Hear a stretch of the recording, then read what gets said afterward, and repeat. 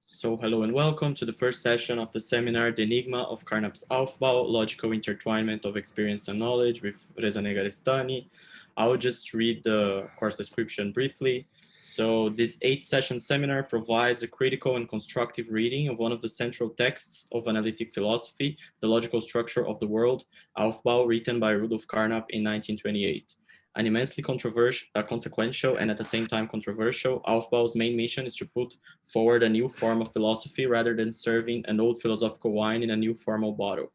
The book in its entirety is a daunting, ambitious, and technical project that borrows its elements from scientific enlightenment, neo-Kantianism, gestalt theory, and phenomenology, among others, all glued together by the might of a new logical and epistemological framework. Roughly 2 entwining moments are present in the book, one decentering into the elementary lived experiences of human agents, and the other ascending from such experiences to the edifice of scientific knowledge. The medium that supports this ascent and descent are provided by phenomenology and the new logic in the form of constitution systems of piecewise construction. Through the study of the first 3 parts of Aufbau with the help of supplementary critical and constructive reading materials, we not only engage with the beast of analytic philosophy, but also recover an image of Carnap often misunderstood as distorted in contemporary history of philosophy, both by analytic and continental traditions. The enigma of Aufbau is revealed to be the enigma of Carnap as a philosopher of enlightenment. Given the scope of Aufbau and its tessellated richness, whose end product is an imposing multifaceted architecture, we will engage with supplementary materials as part of the syllabus, but also take the liberty to sidestep from the listed reading when required. So yes, that's it. Take it away, Reza. Thank you very much. Thank you. Hello, everyone. Glad you showed up today. This is a special day. I don't have anything to say really, other than, many thanks for taking this class. I hope that it will satisfy you. As I was just making a joke about this, this session is going to be pretty straightforward, from the history of philosophy. We are going to talk about the background from which this book coming from. And from next session, maybe not the next session, but down the line, it starts to become a little bit technical, So I was saying that it's just like a bad fever, which you fluctuate between some sort of logical hallucination and forms and moments of clarity. Without further ado, it would be great if you start to introduce yourself. Briefly say where you are coming from, what your background is, and why you took this class. So I can kind of, somehow down the line, try my best to kind of commensurate your interest with that of the class. Please.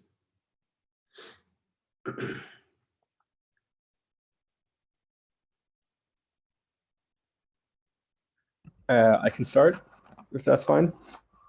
Sure, absolutely. Yeah, hi Reza, nice to see you again. Absolutely. My name is Yesa Benjamin. I'm currently in Brighton. I'm from Germany originally. I'm doing a PhD in philosophy of technology at the University of Twente. Lots behind my motivation to attend this class is that I am quite far removed from analytic philosophy, quite far. So I'm kind of more of a phenomenologist in lots of ways. But I'm quite interested in expanding this existing framework that I work within. So post-phenomenology, which is kind of like an empirical analytical approach to studying technology. And I'm interested in expanding it towards accounting more for computation and how computation is involved in the constitution of experience, obviously. Sure. And so what I'm interested in is, on the one hand, understanding more about the, as you said, or as was read in the start, about the kind of like common overlaps that kind of exist between both kind of traditions. And on the other hand, for me personally, it will be really interesting to kind of gain more of a grasp on the analytic approach towards thinking about how things are constituted, right? Because in my move towards making computation and computational media graspable within the framework, that's kind of a move that I'll have to make anyway. So I've taken some computational theory classes from the New Center before, so with Anil, for example, but I'm also interested in this more kind of like philosophical basis than in this regard. So that's kind of thank you so much, Jesse. Yeah. Thank you.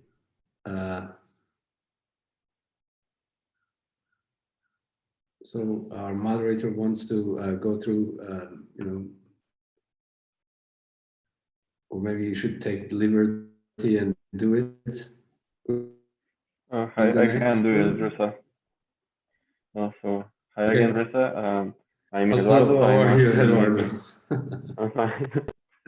I'm a filmmaker from Mexico City. Lately I've been writing a lot about indigenous film, the integration of video in indigenous communities in Latin America.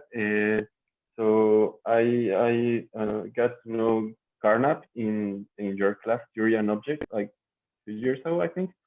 And yes. That's where I got this notion of intersubjectivity that exists in the work of Carnap, and I think I can use use the knowledge of Carnap philosophy in my own work for what I'm trying to build in relation to indigenous knowledges of Latin America. I see. Thank you so much. Thank you.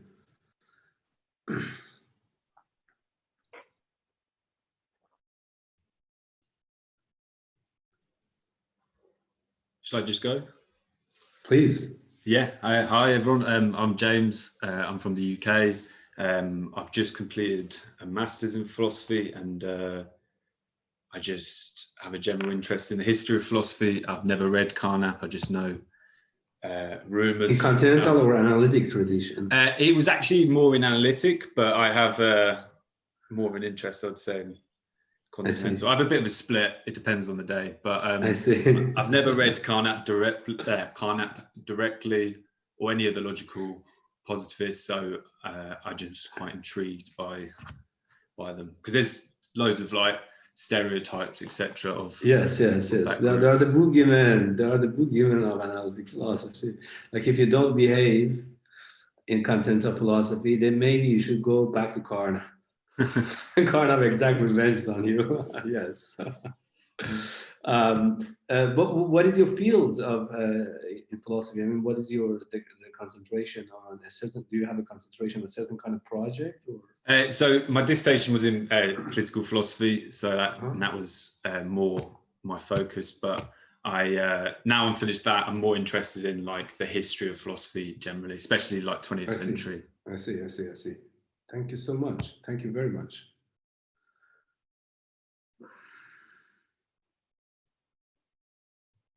My dear bosses. Hi, I can say something. Certainly.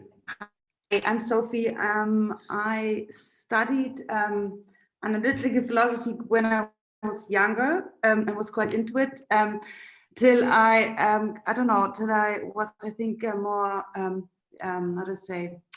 into continental philosophy, and went to art school right after, and graduated 2 years ago from college, and now I'm very interested in having a look back onto analytical philosophy, and I never really encountered Carnap, so that's why. Thank you so much, Sophie.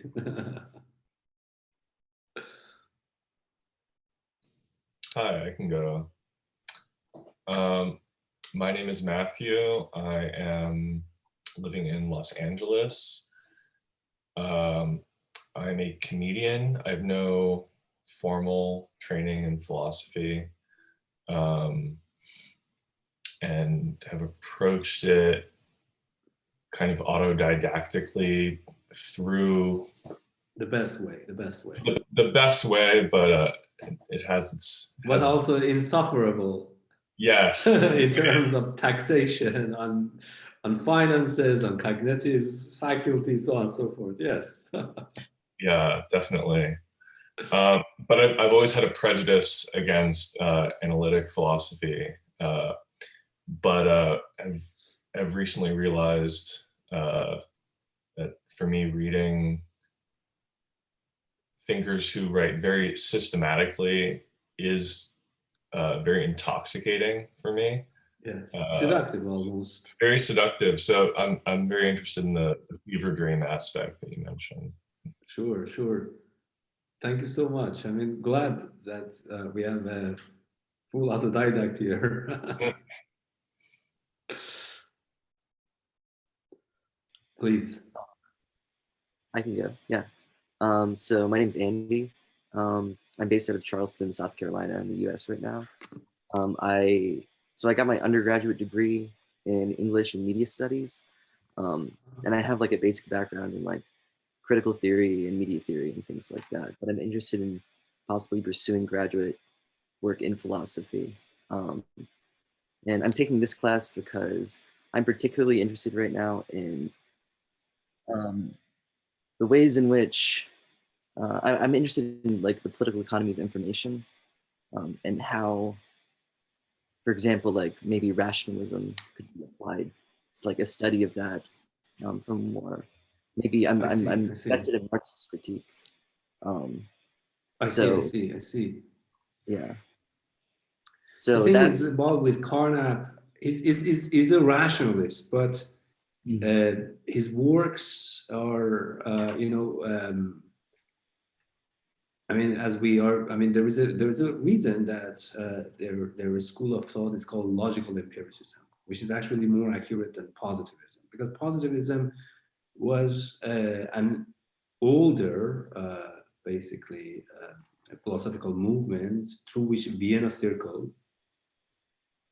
to which Carnap, Reichenbach, and Otto Neurath belonged, they emerged.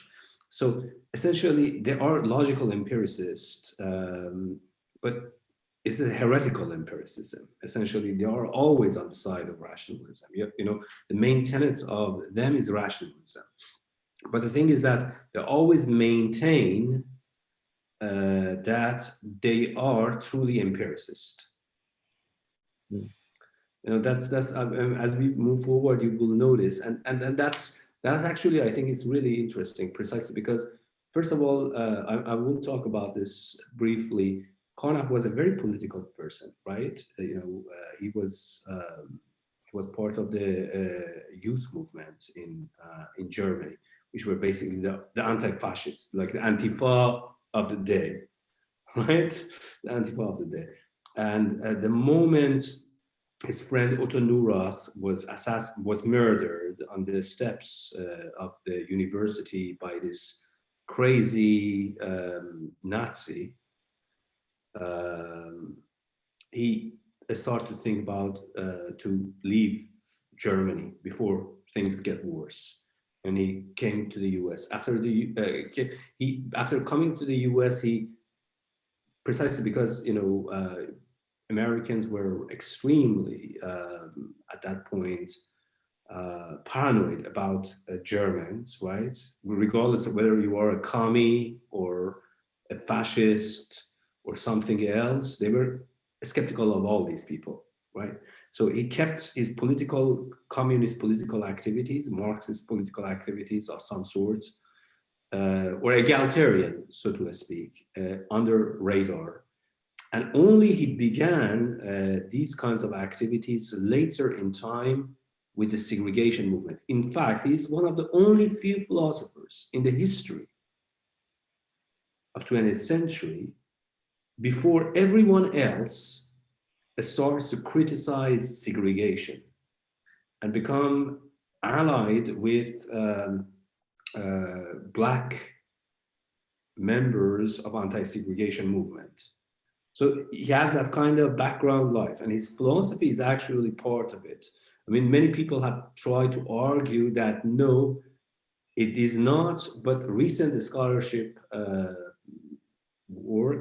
scholarly works on this issue all point to the fact that, in fact, even the earliest works of Carnap, not even Aufbau, even like the early, like their realm, the space, and kind of like stuff like unity of science should be understood in terms of these kinds of egalitarian politics Carnap was always beholden to. It's fascinating. Yeah, that's an aspect that I've always been drawn to in maybe specifically analytic philosophers who seem to have a separation between politics. Yes, but of course there are people like Quine too, an awful man, a great philosopher. Hmm. You know? Yeah. Please. Hi, hello Reza, hello everyone. My name is Zé Antonio. I'm speaking from the very south of Brazil. I'm a legal theorist finishing my PhD in PUC Rio de Janeiro. And well, I guess Reza knows how I have kind of an ambivalent relation with modernist rationalist project. But at the same time, I feel I feel the same attraction that people have mentioned to this kind of very systematic approach, which allows you to have actual tools for mapping cognitively and navigating problems in a more rigorous way, which you often don't get at the other pole of this kind of separation. So recently I've been studying, I've been looking for constructing a kind of way of theorizing law that's based on Hans Kelsen, who is another kind of a different kind of positivist from Vienna, but who was kind of a peripherally connected to the Vienna circle, and he also has this kind of constructive and Bau styled approach to law. So I was thinking that even though I don't know anything about Carnap, maybe this is like probably the best moment that I could actually engage with this, and then probably I can find some inspiration for thinking about the legal questions that I'm trying to approach, though I know that it's a whole different discussion. So yeah, I guess that's it. Thank you, Z. Thank you so much. I'm glad to have you here. Please, next one. Hello, Reza, if I may. Hello, everybody.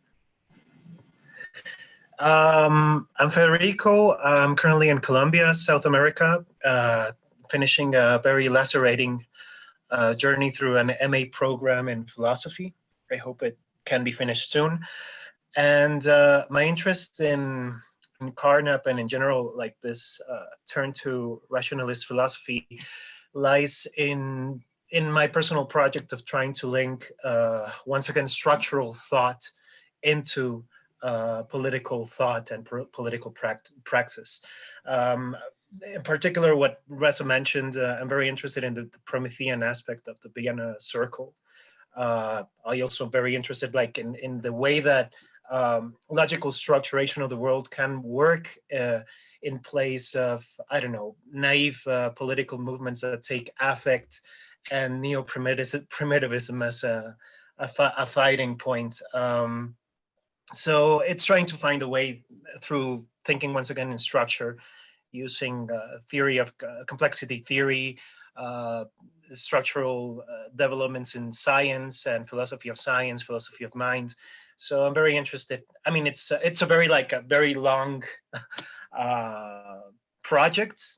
It will take a very long time, but I'm very interested in trying to find like this injunction. Thank you, Federico. Thank you. Thank you so much. Please.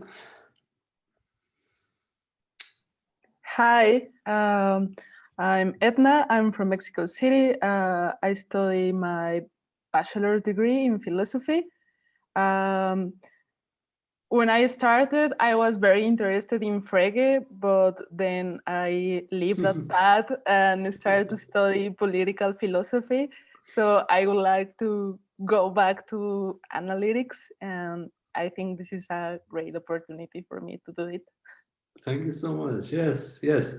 Thanks. I mean, that's actually a very good, I mean, Carnap, if you want to really look back into Frege without getting, you know, some of the logicist program or Fregean logic program prejudices, is exactly Carnap, precisely because Carnap, even though he was a student of the master, right?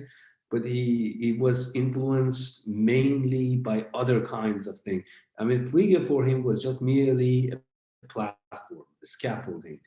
But the other factors that came and made him the philosopher that he became were coming from various different traditions. And I'm going to talk about it today precisely to kind of triangulate the scope of Aufbau from a historical perspective. Thank you so much.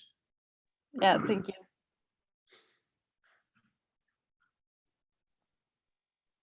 Hi. Can you hear me? Absolutely. Yeah. So, hello everyone. I'm Zenobio. I'm from Brazil too, but the northeastern part of it. And I'm a bachelor design student. I'm finishing the bachelor degree right now, and I'm bringing together speculative realism philosophies and what is left of it and what the fragments of it right now, and try to think this as a methodological approach to design.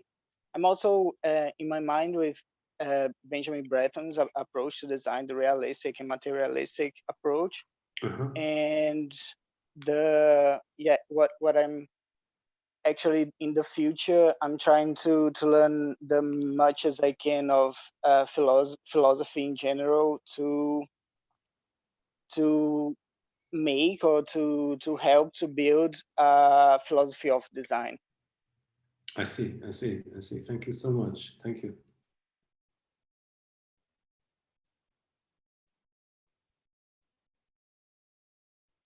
Okay, then. Hi. I'm Carl. I'm from Sweden. I'm supposed to be a geographer, but what I'm doing is I'm basically studying different epistemological and extension methodological problems in sort of cultural geography and the extended humanities, return to different earthy themes by trying to cash out different naturalist perspectives. So it doesn't really have much to do with Carnap.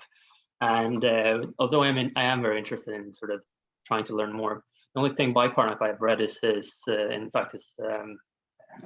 doctoral dissertation. I think it was the Raum about this sort of exposition of different kinds of space, which was a very good read, to be fair.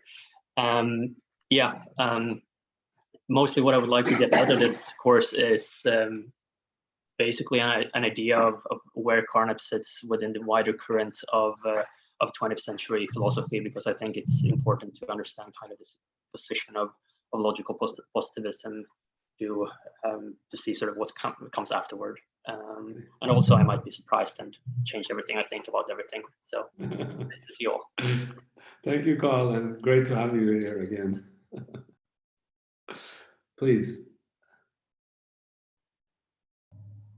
Hi. Hello, Reza. Hello, everyone. My name is Cássio. I'm from Brazil. I did a graduation in philosophy and wrote a monograph on the concept of aesthetic appreciation as taught by Wittgenstein. And I'm currently doing an MA. I'm in an MA program and writing a MA thesis on the critique of transcendental structures that is presented on Intelligence and Spirit. And I think my interest in this course is basically to expand my knowledge on the notion of logic as an organelle. So thank you, Cássio. Thank you very much. Really glad to have you here. Please, yes, Maria. I'm Maria Koroleva. I'm in Moscow, and I'm an art critic who tries to be a controversial person called art theorist. I don't know whether art needs me at all, because everybody says that, well, go away. We don't need you have a philosophy. I have read analytic philosophers, but in not systematic way, and I'm trying to figure out how to use them in my text. That's why I'm. Thank you. That's a superb statement, I must say. Thank you so much. Hello, everyone. Can you hear me? Yes. Yeah, my name is Dilshat. I'm from Kurdistan, Iraq. I'm a medical doctor. I have no background in philosophy whatsoever. I have only taken a I know who you seminar are. Yeah, we are friends on Facebook. Yeah, I have only taken a seminar with Daniel Sassilotto.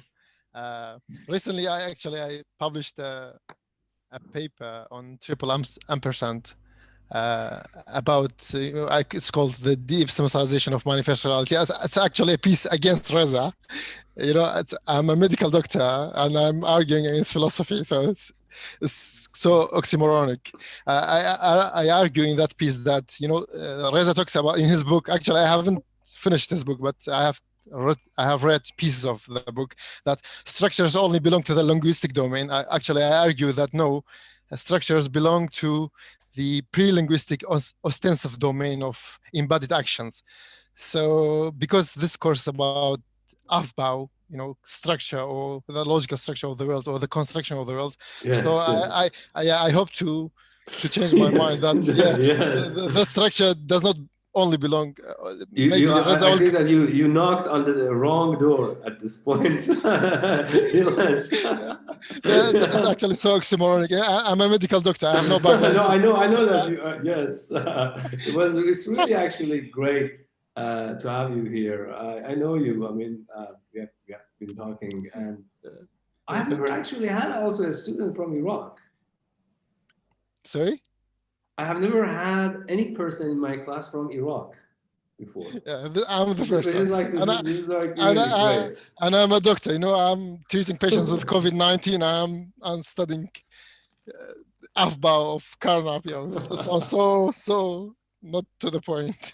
Thank you so much. Thank you, my pleasure. Hi, I'll go. Can you hear me? Yes. Hello, sir. Yes. Hi, my name's Franklin Bruno. I'm in Queens, New York. I'm a writer and musician. I have a philosophy background. I did a doctorate at UCLA about, what is it? It's going on about 15 years ago. So my background is in partially in symbolic logic and philosophy of language, and Carnap and Reichenbach were certainly a presence, the legacy at UCLA, and we also got a ton of Frege. And I didn't work on that. That wasn't my specialization. I wasn't working on that. And I have just come to feel that I have some gaps about major works in analytic philosophy. And also just two other things I'll say. On the one hand, there was a tendency to approach these things largely from the technical side. And I feel like I missed out on a lot of what the actual philosophy involved in deciding to do these technical exercises or deciding to do things one way rather than another. I mean, we could do the logic chopping, and I teach intro symbolic logic, and I can do all that. And some of the background commitments were less clear to me, and I would like to understand them better. Because I actually am a philosopher, not a logician or a mathematician by training. Thank you so much. I mean, it's quite a little bit intimidating here to have a veteran analytic philosopher. I mean, look, you know, I learned I always say that, like, I learned everything else. Like anything I know about phenomenology or continental philosophy, I had to learn it on the street because you weren't allowed to read it practically, right? Sure. And the other thing I'll say is that I'm glad that you brought up the political commitments, because I have a little bit of a kind of chip on my shoulder about the knee-jerk assumption of people that I know in the, say, the poetry worlds or the art worlds or the wider humanities, who basically think that, like, if you have any time for this, or even recognize that, like, you know, logical inferences have a certain purchase on our cognition, right?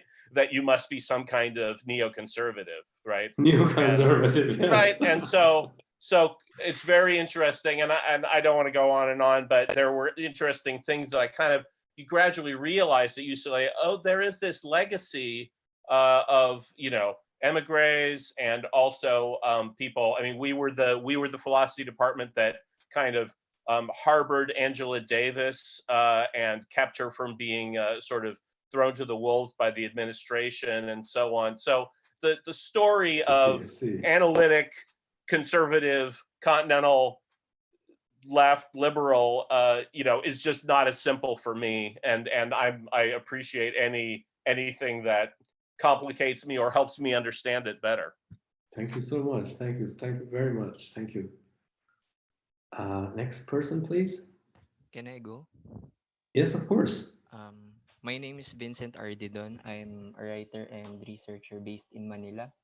It's currently 12:38 in the morning here. My inquiry and practice circuits on theory, materialism, but also philosophy of post-nature. My closest, I've heard Carnap from analytic philosophy introductions and memes before, but my closest encounter would be reading some of the readings sent to us. So I'm interested to learn more about his analytic approach and analytic philosophy's logical empiricism in general. So that's Thank you. Thank you so much. Thank you. Very, very great to have you here. Please. I'll go.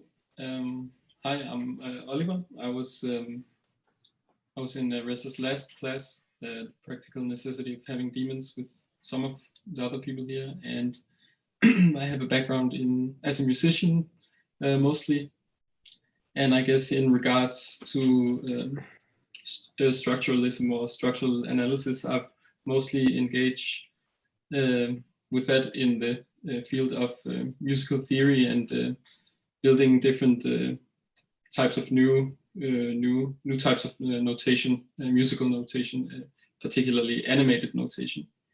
And well, I have an interest in developing that as well as structuralism in another sense than the canonical continental tradition. Yeah. Thank you. Thank you. I mean, well, of course, I know where you are coming from. I want to make this interdiction about one of the greatest jabs in history of philosophy, and it's Carnap versus Heidegger, right? So Carnap was so enchanted by music, right? He had a very, it's famous that he had Nietzsche on his bedstand all the time, reading Nietzsche, and he's not the kind of Nietzsche guy, right? And the thing is that in his paper, which is his attack on Heidegger and metaphysics, he says that Heidegger is not even a musician, unlike Nietzsche. He's not. He says that Heidegger is not a philosopher. Then he says that he's not even a musician, like a Nietzsche. It's like the ultimate jab against Heidegger. Famous that Carnap. I have actually some letters from him and Quine where they are actually talking about music, really. And of course, he was a very cultural person, right? But of course, they are never coming in his philosophy, so to speak, explicitly. I mean, everything that you get, you might try to apply it to other fields, but I think that they should be under certain kinds of considerations. I'd love to see those letters at some point. Also, you earlier on you mentioned his interest in poetry. And I was curious to ask you about the source of that. The source, well, I mean, he was friend with so many good novelists. I mean, you know that one of the greatest fans of Carnap was Robert Musil. You know, the writer of Man Without Qualities. I mean, Robert Musil actually, when he read Aufbau, he thought that this is just an extraordinary piece in human culture. It's just like outside of the purview of whatever we have ever produced in philosophy. Yeah, no, he was very quite, well, of course, he was always keeping it away from his philosophy, has that kind of Socratic mannerism to not basically give the impression that the relation between his philosophy and his interests are obvious, or for that matter, someone should use those his philosophy in order to justify Carnap's interest in philosophy, politics, etc. That was just his, like, you know, his worry about these kinds of philosophical misappropriations. Please, Lauren, and any friend? Hey, oh, after you. Yes, please. I mean, anyone who wants to start. Yes, please go on. Hi, I'm Lauren. So my I dropped out of a continental philosophy. Oh, first, I live in Paris, although my heart is always in Orange County, California, where I'm from. I dropped out of a philosophy program at Bard when I was 17, and then I became a deep learning researcher at Amazon. It's a really long story. I'm taking this class because I think that one of the things that's sort of perverse about deep learning is that some of the people that have the most rigorous philosophical engagement and constitution of the subject tend to be wrong scientifically, and then the obverse is also true. And so what really interests me is how how a self can be constituted a posteriori, like in light of scientific advances in the field. Thank you so much. Thank you. That's a very interesting and peculiar background. Yeah, like I really like continental philosophy, and then especially kind of like the mystics. Like I really like Levinas and Benjamin, and then I think Deleuze is more relevant as time goes on. But then I had like most of my education in everything in computer science and philosophy is completely autodidactic, I guess. But I became more sympathetic to analytic philosophy, but I think it's kind of funny that there's this defense going on of analytic philosophers having political engagements and emotions and liking art, because I think that I find that that's true of both scientists and analytic philosophers, and the stark division that's constructed between continental and analytical thinkers is somewhat contrived. Like if you read early Wittgenstein, it's hard to miss his mysticism. You know, it's more complex, I think. Right. Yes. Yes. And of course, Wittgenstein is this sucker for minimalist modernism. Yeah, absolutely. And I feel too like there's some really compelling there's always, philosophy is always implicit. Like I think that philosophy comes prior to everything else. And I would say that, you know, all of these grand intellectual figures of deep learning, they have their own, sometimes covert, but their own philosophies. And it's I have yet to see a satisfactory critical engagement with the like even a simple answer to a question of, is a neural network a subject or an object? I think it's all very fascinating, and a lot of it's gone unexamined. And so I look forward to like the next decade of philosophers examining such things. Thank you. Thank you so much. Thank you. Thank you.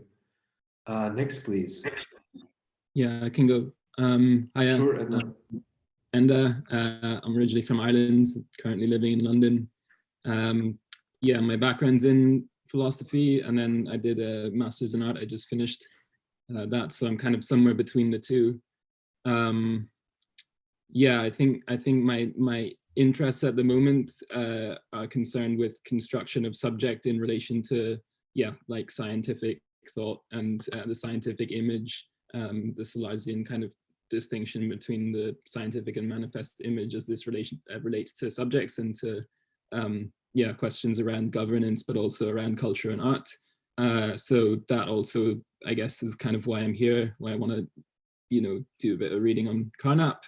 I'm really interested in, just from reading the first chapter on like both the kind of methodological approach and then also, the kind of project that kind of underpins it. So I'm very tired today as well. I don't have more to say than that, but happy to be here. Thank you. Thanks. Thank you. So thank you again. Next, please. Hi, my name is Rafael. I'm from Brasília, Brazil. And it's a pleasure to be here, all of you. My background, I am a bachelor in social science. I've researched on phenomenology, post-structuralism, and these days I've been having a second bachelor on computer science. We're trying to have some bridges, some epistemological bridges. Some readings that I'm interested is like Whitehead, Stangers, and they have some conceptual alchemy, let's say, on how to interact with objects. And I'm trying to look on some insights on this. Thank you very much. Thank you. Thank you so much. Thank you. Thank you very much. Next, please. Hi, I can go. Yes, please. My name is Chen Di. I'm in Beijing right now, and it's midnight here. I hope I won't be too sleepy at the end of the seminar. And I don't have any philosophy background. I did my MFA Fine Art and graduated 2 years ago. And I started to read this book called On the Existence of Digital Object, and Carnap was one of the main You mean Yukois? Yes. And I just got a bit curious, and yeah. Thank you so much. Thank you. Next, please.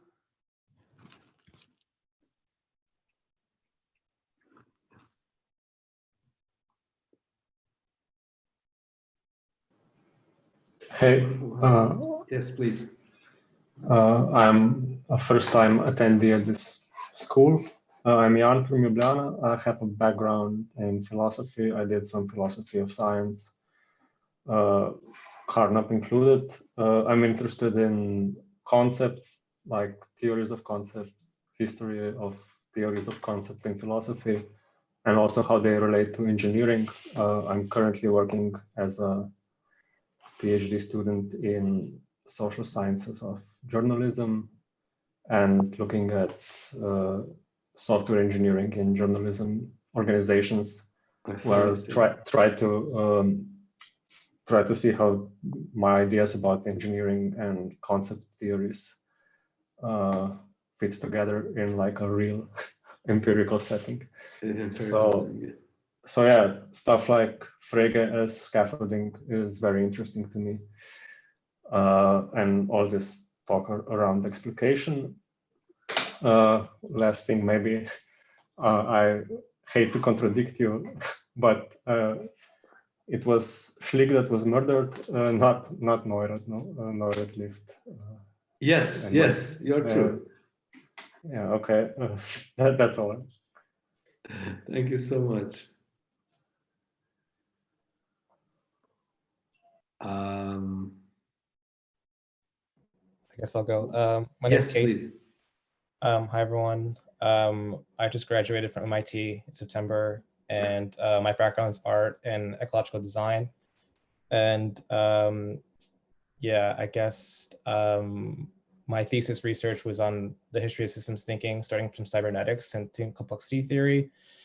And I don't know, it was kind of interesting about how all these systems thinkers got more metaphysical. And yeah, and I'm really interested in, like, I guess right now I'm really interested in biosemiotics, this theoretical biology as this kind of framework to unify a bunch of things. So, but I'm more interested in this kind of like rational philosophy. Yeah. Biosemiotics or biosemantics? Biosemiotics. Biosemiotics, okay. Oh, and my Caroline Jones was on my thesis committee. She's pretty big into. I see. Yeah. Okay. Thank you. Maria, I don't think you have. What, me? Yes. Hi. Hello. I'm Maria. I'm based in the US right now. I'm in Michigan, and I'm interested in mysticism, spirituality. I'm interested now in like the problems that philosophy finds in mysticism as well. And the reason that I'm interested in like Carnap is last year, maybe a little bit less than a year ago, I was trying to start this group, like this reading group at the New Center of this book on solipsism. And I was like very intrigued on the problems of solipsism. And one of the related philosophers that came up was Carnap with his methodological solipsism, the idea that you can like start with the individual self as a starting point and sort of build up philosophically around it. So I guess I'm just kind of pursuing this interest. Auto-psychological determination thesis, which we will talk about, yes. Yeah. Excellent, Maria. And by the way, fantastic to have you here again. Anyone else who was left out? Who hasn't talked yet? Any person? No? Nothing? No one? Okay, if that's the case, let's have 5 minutes, refreshing, basically break. And then I will start, because we are a little bit behind, I'll start to I will start to read actually instead of discussing, because then I would ramble and I take time. I will start to read from what I have prepared about the background of Aufbau and what we are actually dealing with here. How about that? 5 minutes. Ciao for now.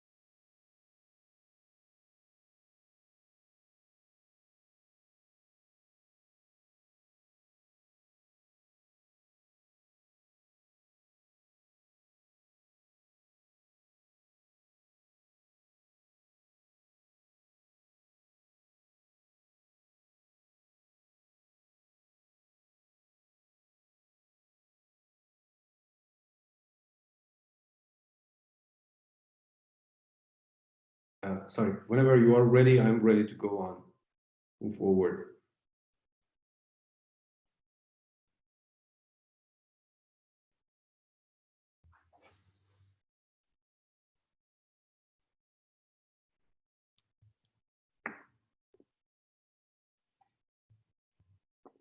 Hello, Reza, can I ask you a question? Sorry.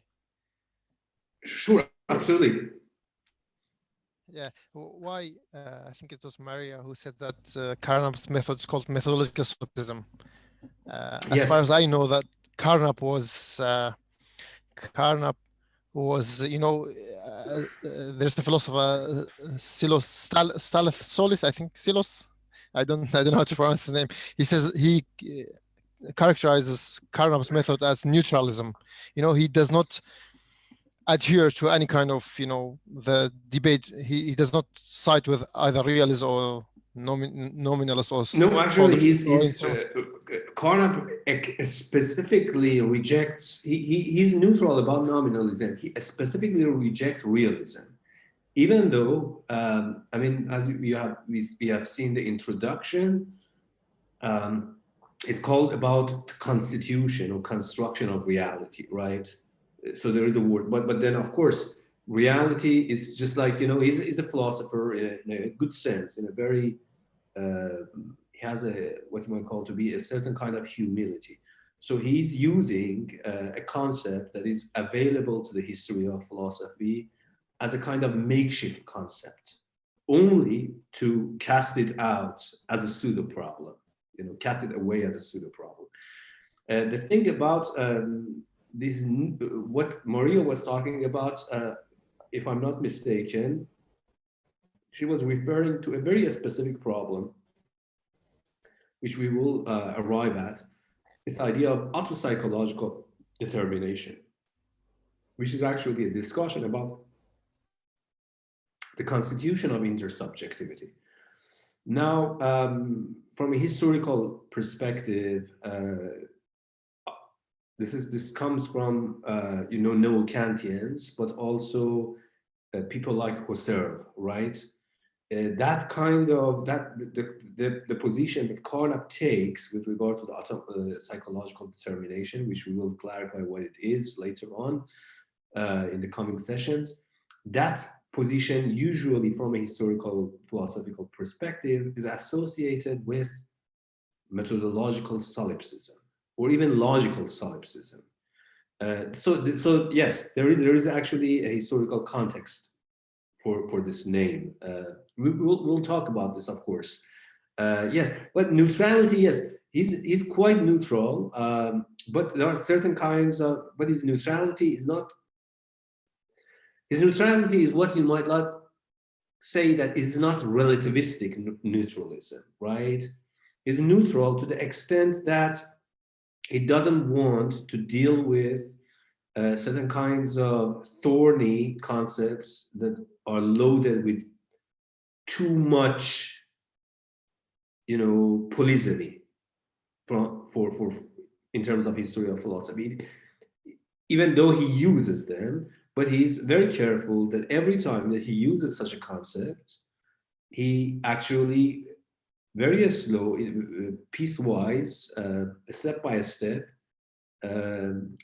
explicate it to basically arrest it from its vagueness, so to speak.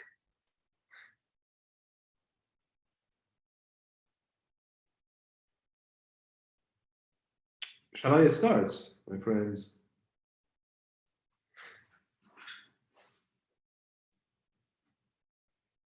Okay. So, what are we dealing with here? What is this book? Most important thing that we need to talk about, even in the most brief and reductive way, is that what is Vienna Circle? What is its aim? So Vienna Circle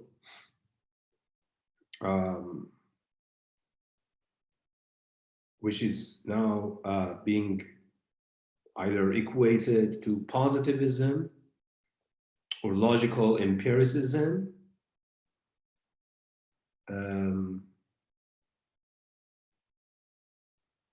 is not really, yes, there is a shared repertoire of methods and methodological thinking and assumptions within the Vienna Circle, right, among its members.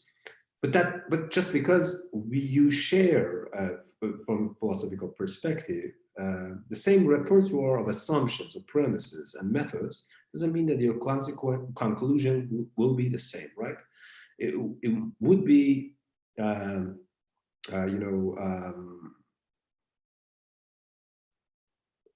a rash assessment of Vienna Circle to call them, oh, that are all this, all that.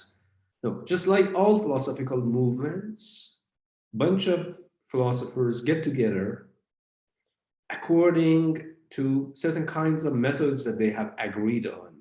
And of course, some philosophical movement, I'm not going to name names, such as speculative realism, are not having even the methodological agreement. But nevertheless, Vienna Circle does have that kind of methodological agreement. So the method of doing philosophy is kind of similar, right, among the members. Most importantly, they have a shared assumption. But even then, there is no guarantee that the conclusions that each member of this movement will reach with regard to a certain kind of problem will be the same as another member of this philosophical group who has started working on the same problem with the same methods and the same premises. That was not really the case in Vienna Circle. So let's put out of the window that, Vienna Circle, there is no such a thing as, that are all, these kinds of rigid positivists, so on and so forth, right? What is important here is then to study, to think about what kind of premises they share. Well,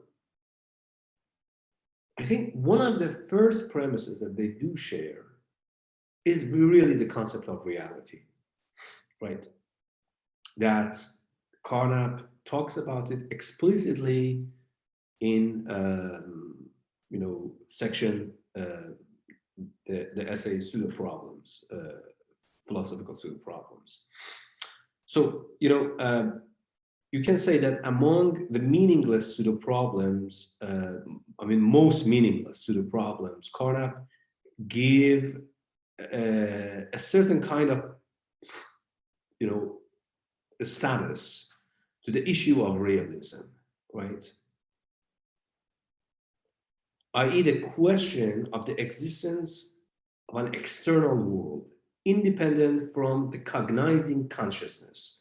Of course, the word consciousness here, we can say that, we are going to actually think about it in Carnapian sense. Consciousness, we are not actually thinking it in a Hegelian sense. We are not thinking it about Kantian sense. We are thinking about it specifically in Carnap's sense. That concept is the same as the object. And any sort of dispute between saying that, this idea that, you're then trying to reify the concept by objectifying it, or basically reduce all objects to concepts a la some sort of Kantian, classical Kantian move, or Hegelian move, or whatever. No, that's not really the case. He has a very specific about the isomorphy between objects and concepts.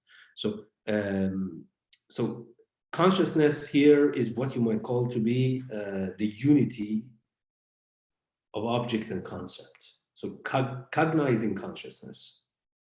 Likewise, questions about the relations of language to extra-linguistic reality, according to Vienna Circle, were counted as metaphysical. Indeed, in his intellectual autobiography, Carnap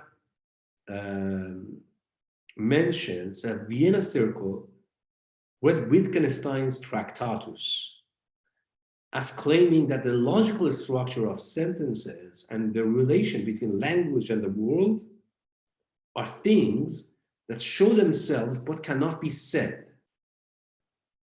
In other words, this is tantamount to the ineffability of syntax and semantics, confirming Hintika's thesis that Frege, Russell, and Wittgenstein and the young Carnap in their footsteps advocated the universal medium view of logic and language. So this is really the most important thing. It's like it's like what you might call to be the technical premise of the Vienna Circle. Like reality, the whole idea of reality is just philosophically an explicando. It's not even explicando because you see an explicando. What is an explicando? Like, for example, when we say that I don't know, consciousness. So consciousness is an explicando. What do we mean by consciousness? You know, after the philosophy of mind, German idealism, philosophy of mind, Descartes to Kant, to Sellars, to Brandom, to Daniel Dennett, to naturalistic computational turn about consciousness, we have noticed that, you know, whenever we are talking, philosophers talk about consciousness, they're actually not talking about the same thing, right? So which means that basically we have a repertoire of covert concepts plugged into some sort of general concept such as consciousness. And that's what makes it extremely fuzzy, right?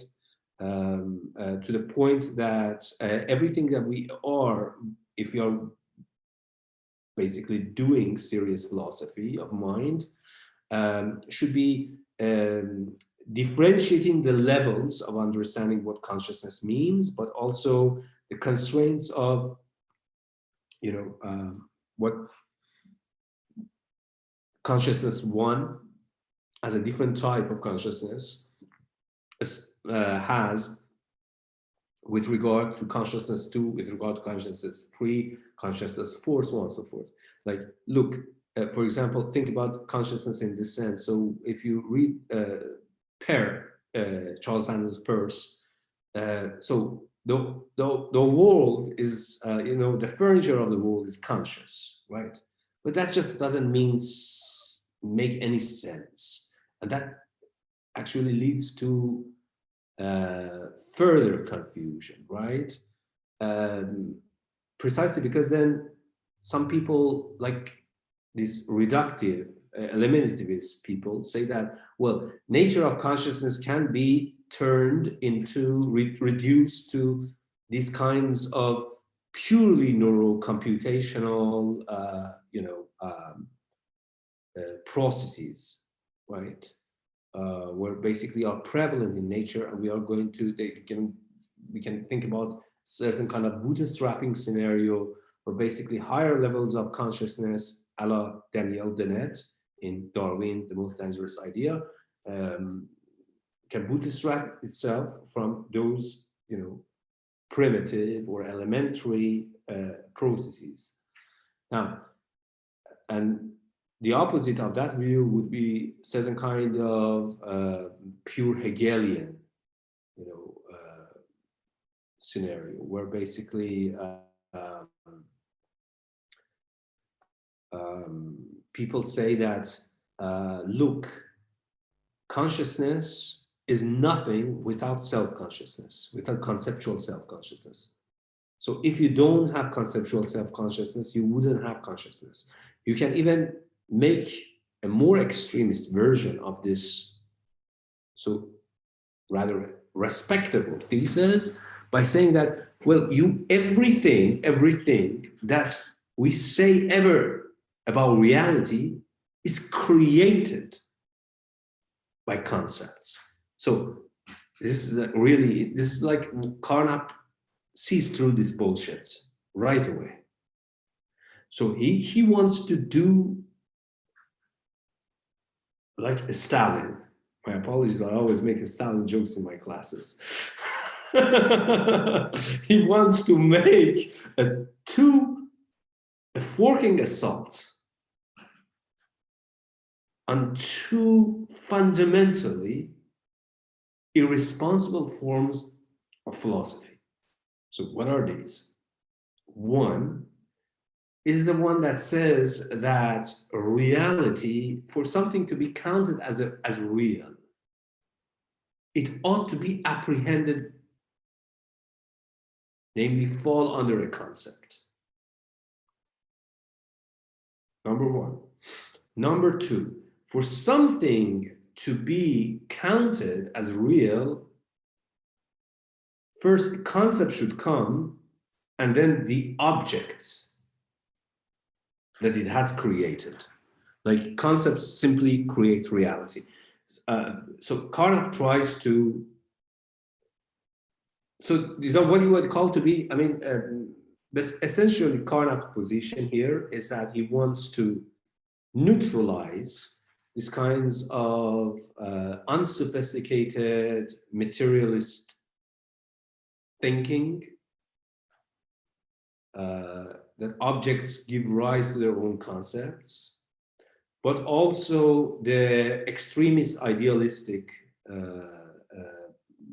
basically way of thinking that that concepts create their own objects, right? He wants to move against both of these as fundamentally pathological philosophically. Any question before I move forward? Is there kind of like a strange disparate similarity between Carnap and, say, Deleuze in that sense of the creation of concepts? Yes, of course, precisely because Carnap, Deleuze's idea of the concept is quite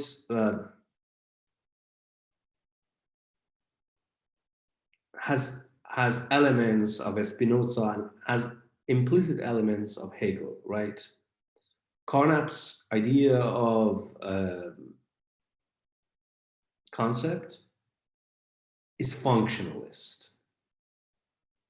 And we are going to talk about what does it mean for the concept to be understood in terms of the function, conceptual logical function.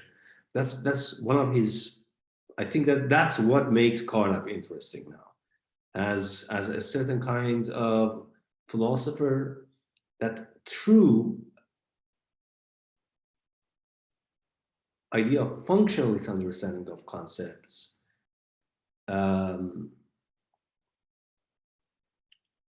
does two things at the same time.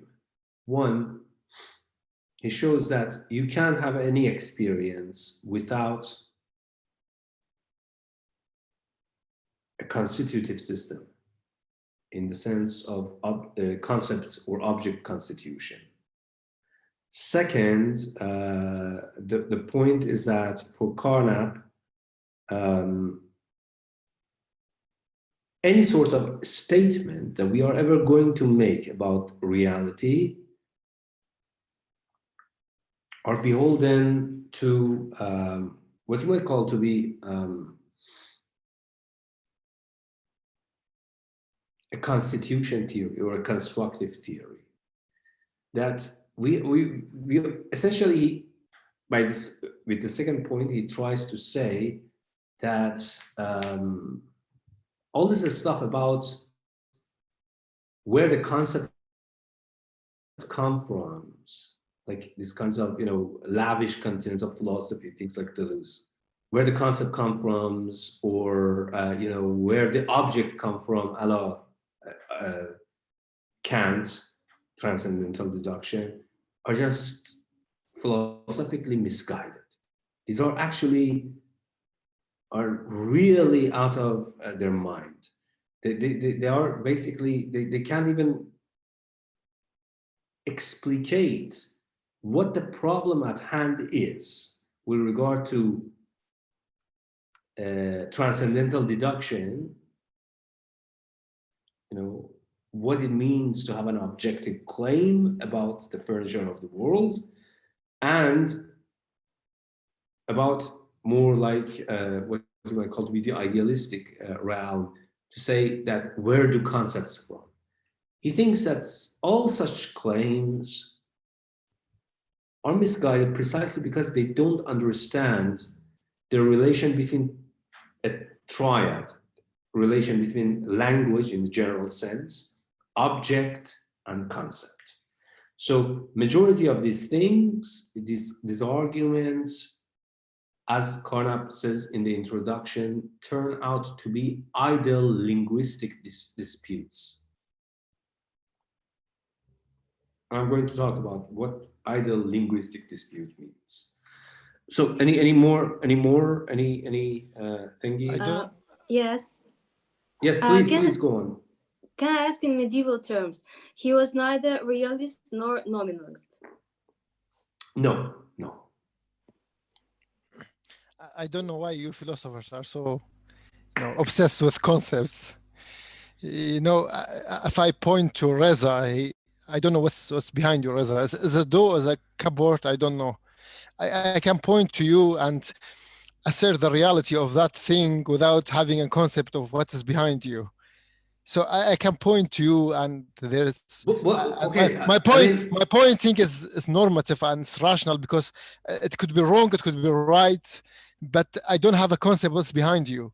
So no. I think that you can go further. I think that you are thinking like a true doctor, like Avicenna, like Ibn Sina. You're thinking like a true doctor of empiricism, right?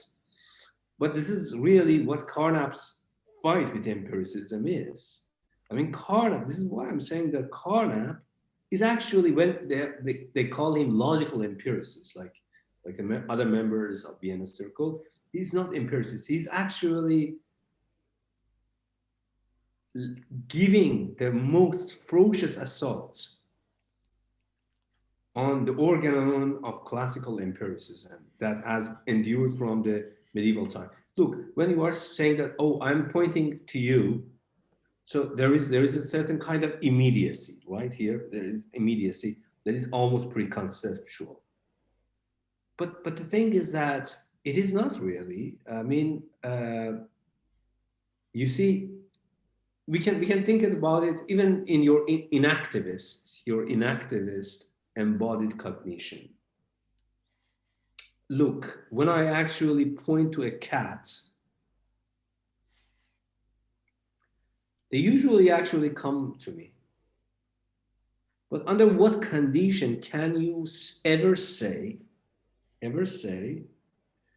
that the cat was triggered by my pointer finger comes to me, and rather than by a root, by certain kind of habituation? And this is really one of the things that Carnap tries to explicate here, because, and I'm going to talk about this, and this idea, this assault on habituation of cognition or sensation is one of the centerfolds of Husserl, neo-Kantianism, which Carnap inherits. Like, on what account would you be able to, unless that you are merely trying to be some sort of external behavioralist theorist, on what account would you be able to tell me that pointing to a cat and the cat comes your way has certain kind of preconceptual capacity? Yeah, Merleau-Ponty talks about, the norm of optimality. He says that, there is an evolutionary account of how, if I point to this cat and not this cat, there's an implicit norm of correctness or incorrectness. If I point to this cat and not this cat, when you ask me to point to a specific, particular object or organism in my environment, it's a rational thing to do.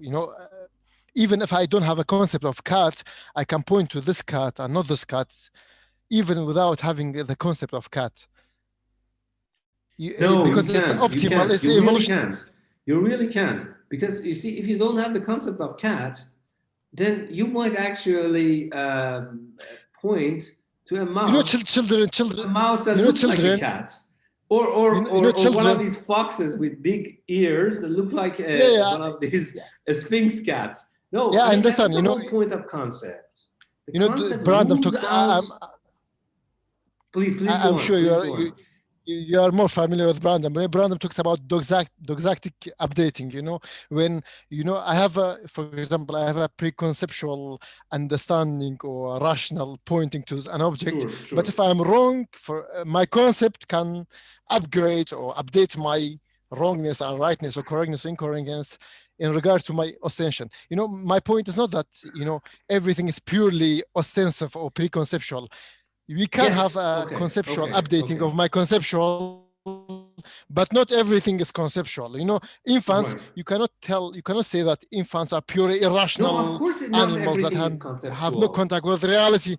No, not everything is conceptual. You know, the infant can have a friction with the external world without having any language or any concept whatsoever. No, I don't. Yes, it might be. You see, this is a fiction. This is what Hans Weihinger calls a fiction, and fiction is exactly what I'm going to talk about. What Carnap takes seriously here.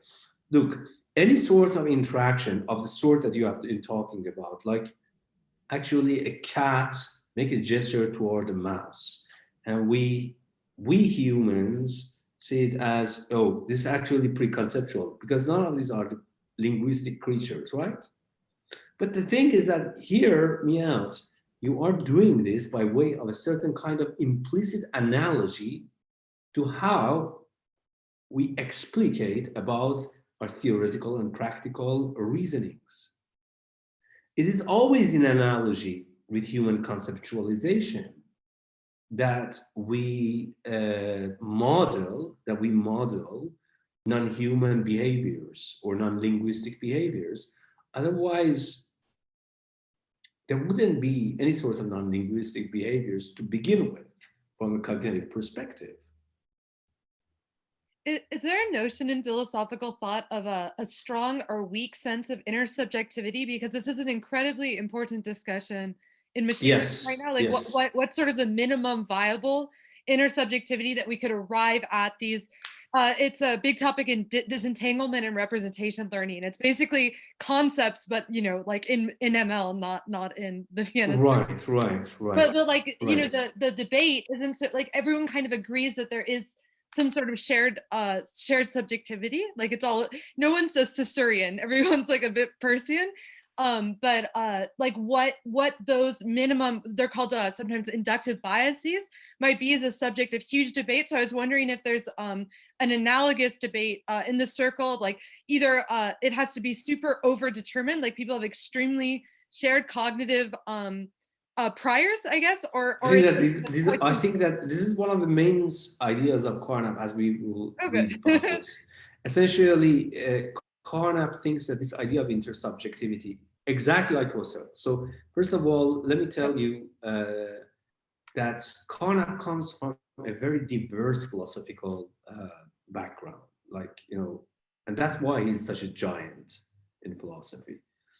He's coming from neo-Kantianism of Marburg school, neo-Kantianism of other schools. He comes from Marx phenomenalism. He comes from Husserlian phenomenological tradition, two different trends. I'm familiar with phenomenology, yeah. And phenomenalism, Marx phenomenalism is a different beast altogether. Then he also comes from the school of fictionalism, Hans Weihinger probably was one of the strongest influences on early Carnap. And where is Z? Z, are you dead now? So Z is actually writing a project on Hans Weihinger with regard to the notion of law. So this plus Russell and Whitehead idea of a logical system. So he's like, this is why I'm saying that the analytic philosophy is the very, early analytic philosophy is a very definition that there is no distinction between continental and analytic, right? From a historical perspective. Now, with regard to early Carnap,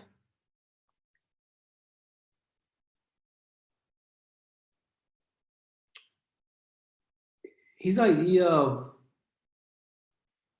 language is vague.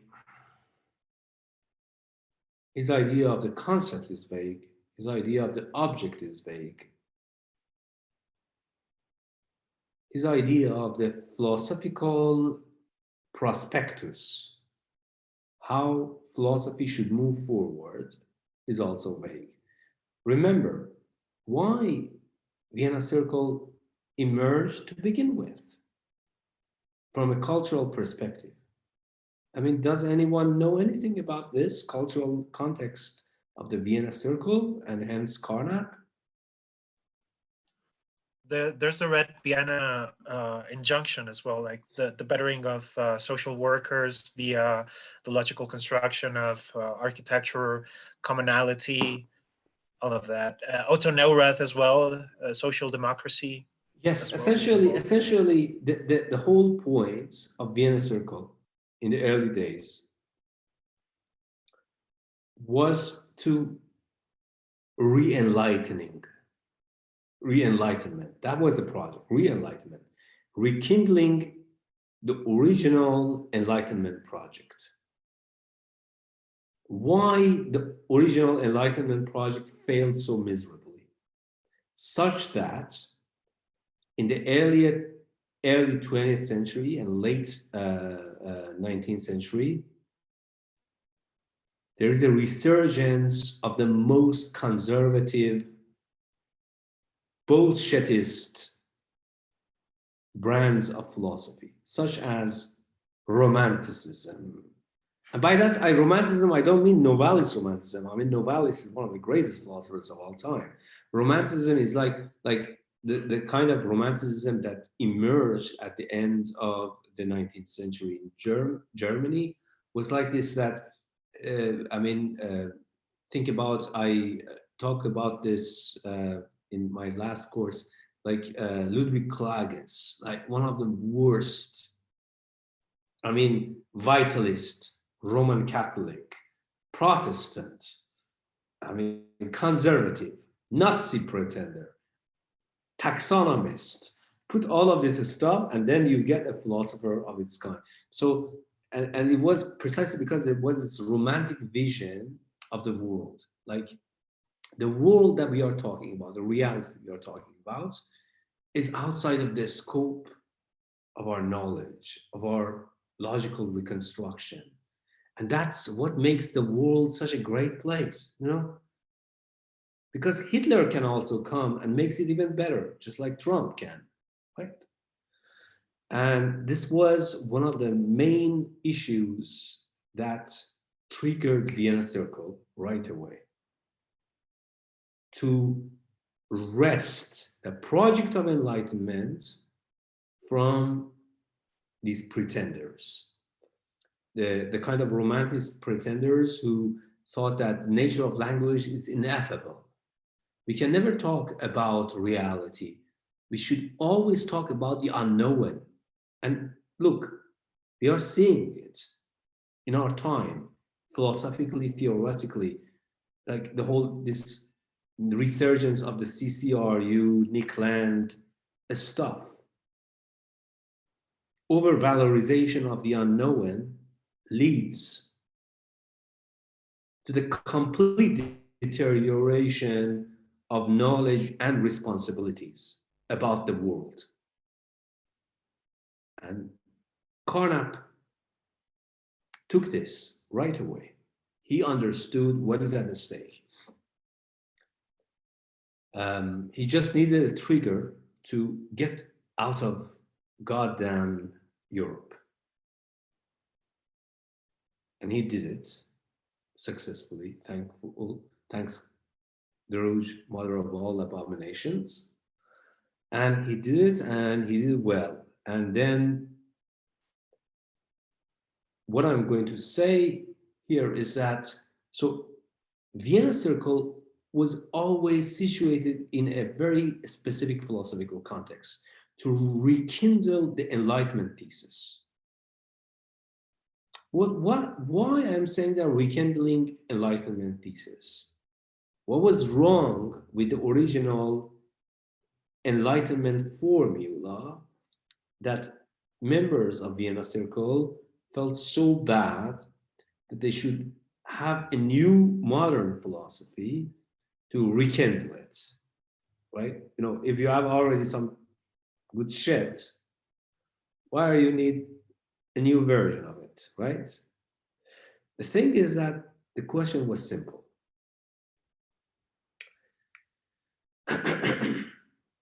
My apologies. 1 second. I need to get some water for myself. One sec.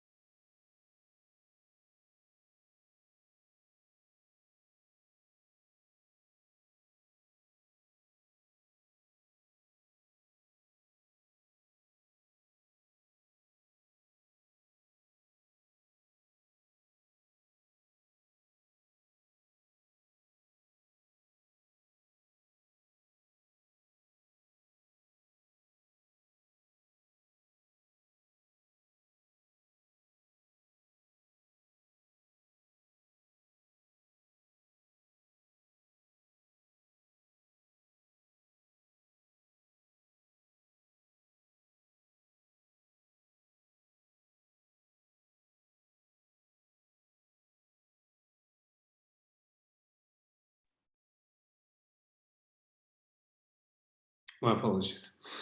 So yes, so they are trying to rescue enlightenment, project of enlightenment, and we should think about Aufbau, logical structure of the world, within this mission, rescuing the project of enlightenment, right? Not merely as a philosophical project, but as a cultural and political project, because that was extremely important for them, right? So why, as I mentioned, why do they need to rescue enlightenment project? I mean, what was wrong with it that it requires basically saving, right? Two fundamental flaws have always been attached and undermined the question of enlightenment. One, the project of enlightenment has no criterion for genuine knowledge. Extremely important. Project of enlightenment has no criterion for genuine knowledge. Two, it does not tell us how such knowledge is to relate to the practical realm, broadly defined. So, and you see that these kinds of issues are being cropped up when people, certain kinds of philosophers, particularly in the vein of Prometheanism today, talk about enlightenment, and then people say that, well, you know, first of all, you know, what is knowledge? What is knowledge? Like, you know, you're just trying to turn all knowledge to these kinds of knowledge. But what about the mystics' experience of knowledge? What about like Pascal's idea that you know, that knowledge ultimately is knowledge about the unknown, God. Even a God for which even we have no fucking knowledge, we have to render it. We have to understand it as something plausible, right? And through this plausibility, we can generate more knowledge. Or people like say that, you know, there are certain kinds of things in the world that are not really objects of epistemological knowledge. So to this first one. Then the second one is with regard to, it does not tell us how such knowledge is to relate to the practical realm. Like people say that, well, enlightenment literally is about theoretical knowledge. it can never actually say anything whatsoever about what we ought to do,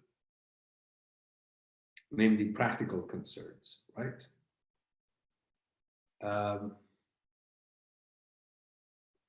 So Carnap tries to, like a good Stalin, as I mentioned, try to attack on multiple fronts at this point, showing that you guys didn't even understand what knowledge means. So your ideas about the relation about theoretical knowledge, practical knowledge, with regard to the world and with regard to one another is completely misguided. And that's Carnap's revenge, which is really great. And we are going to talk about it, how he's doing it. I mean, a revenge should be taken piecewise. And that's makes the greatest philosophical revenge. And philosophy is, in fact, an organ of revenge. Philosophy is a discipline that never closes the circle of revenge upon its own concepts. Reza, I think yes. Dilshad has a question. He raised yes, please. My apologies. I mean, yes, please. Sorry. I read your article about the labor of the inhuman. You know, that's a fascinating article for me. You know, you said in the article that, you know, what's human is transmittable to other, you know, whatever it is that can think and talk and, you know, I found it fascinating.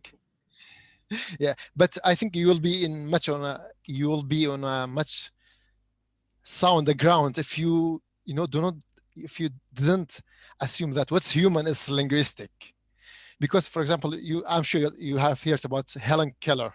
She was a dumb, deaf, you know, author who could write and think and feel and whatever we consider as human without being a linguistic agent.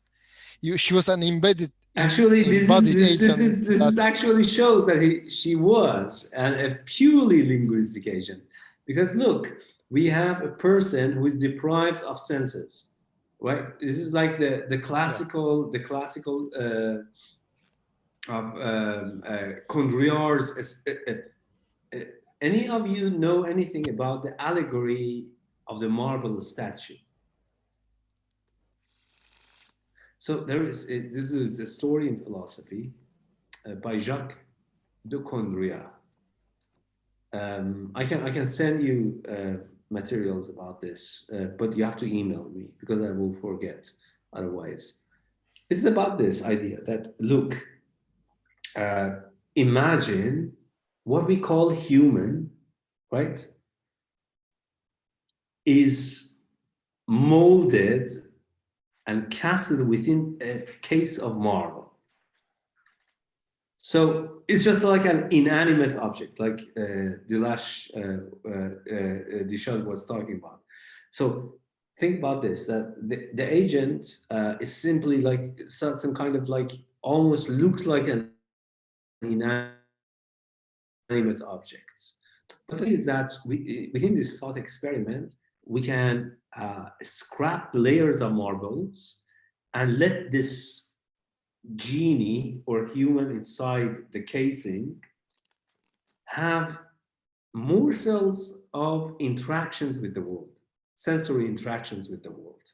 So within this idea of thought experiment, then what would be the theory of mind with regard to this encased human being? So that was one of the greatest thought experiments of all time. And actually, Carnap actually knew about this. So with regard to that, I would say that, look, as long as you don't have a language, you are not going to have any sort of sense. I mean, your senses will be so confused that will be they would be almost pre-linguistic, like an infant. Essentially, an infant precisely can create a gradient of certain kinds of proto-conceptual activities. But things like, for example, like you know, using my hands, left, right, forward, backward, these kinds of stuff. Really primitive, gestural interaction with the environment. But anything that requires synthesis between such concepts is absolutely deprived and absent in a pre-linguistic agent. Like a pre-linguistic agent would not be able to understand the idea of Northwestern. How can it do that? How can it do that? I just want to know. Okay, for example, if I'm a doctor, for example, do you think that Homo erectus, I don't know, I'm not familiar with paleontology Sure.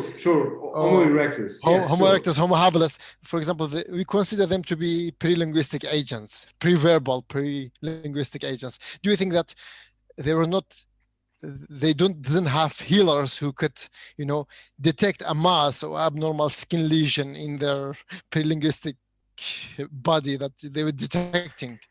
Yes, I mean, this is the whole point. No, I mean, I think that you're talking about certain kinds of, look, with every sort of phenomenon, a phenomenon can always be understood as a kind of a package, right? A package with conceptual or inferential significance. Like, look, a red mushroom, a red poisonous mushroom, right? It's a package of sensorial, and it's just like as what you might call to be, I mean, the reason I'm using it precisely because I want to make a video game example of this to show that why empiricism is such a bullshit. Cormac McCarthy says that all sorts of narratives about all sorts of objects should always bottom out to either death or life. Hence, look, sensation of a poisonous mushroom, right? I proper think philosophical object, right? I think it's exactly the opposite. When you talk about inactivism or embodied action, it's precisely against empiricism. Empiricism talks about sense impression. It is not. From a historical perspective, look. For example, if you talk about ostension, pointing. When I talk about the implicit norms of rightness and wrongness and correctness and incorrectness in terms of pointing to a certain object, this is a poisonous mushroom. This is not a poisonous mushroom. Even if you don't talk, you just point to that. But can inactivism ever say, for example, what is the difference between two statements about the world? The world is made of atoms, and the world is made, or actually even better, a more fundamental thesis. The world is made of temporal sensations, and the world is not can never be reproduced. I think that's a good example. This is a good example. Temporal thinking or temporal construction of the world is what conceptual thinking would update the ostensive or embodied action. I'm talking about the lower level, lower than the temporal. Okay. For example, I asked you about, for example, if you talk about, for example, a healer in a Homo habilis. Don't you think that Homo habilis or Homo erectus had a healer who didn't have language but could detect an abnormal skin lesion They were not Yes, linguistic agents, but you see, when we are talking about detection, it's a very what you might call to be fuzzy concept. What do you mean by detection? Do you mean detection in the way that science detects some causal route, or are you mean that by virtue of some sort of trial and error? I mean detection in terms of ostensive act. You know, you have an but environmental fundamental. That detection is not scientific, though. That detection is not scientific. You have an environmental bombardment of, you know, sensory concept, sensory bombardment to your, you know, sensor. If that. But their rightness or wrongness in terms of what you can detect in terms of what's there actually in the world without having a language. No, I completely understand. Could but detect I would say a lesion in the skin of us. A Homo habilis could detect a lesion in the skin of its conspecific. No. Without having a language. It wouldn't be. No. I think that you're smuggling fundamentally, basically radical theses into Homo habilis being able to detect something, lesion or something. No, absolutely not. I mean, you are basically what you might call to be gerrymandering the history of science and gerrymandering of the history of concept. Look, most importantly, like.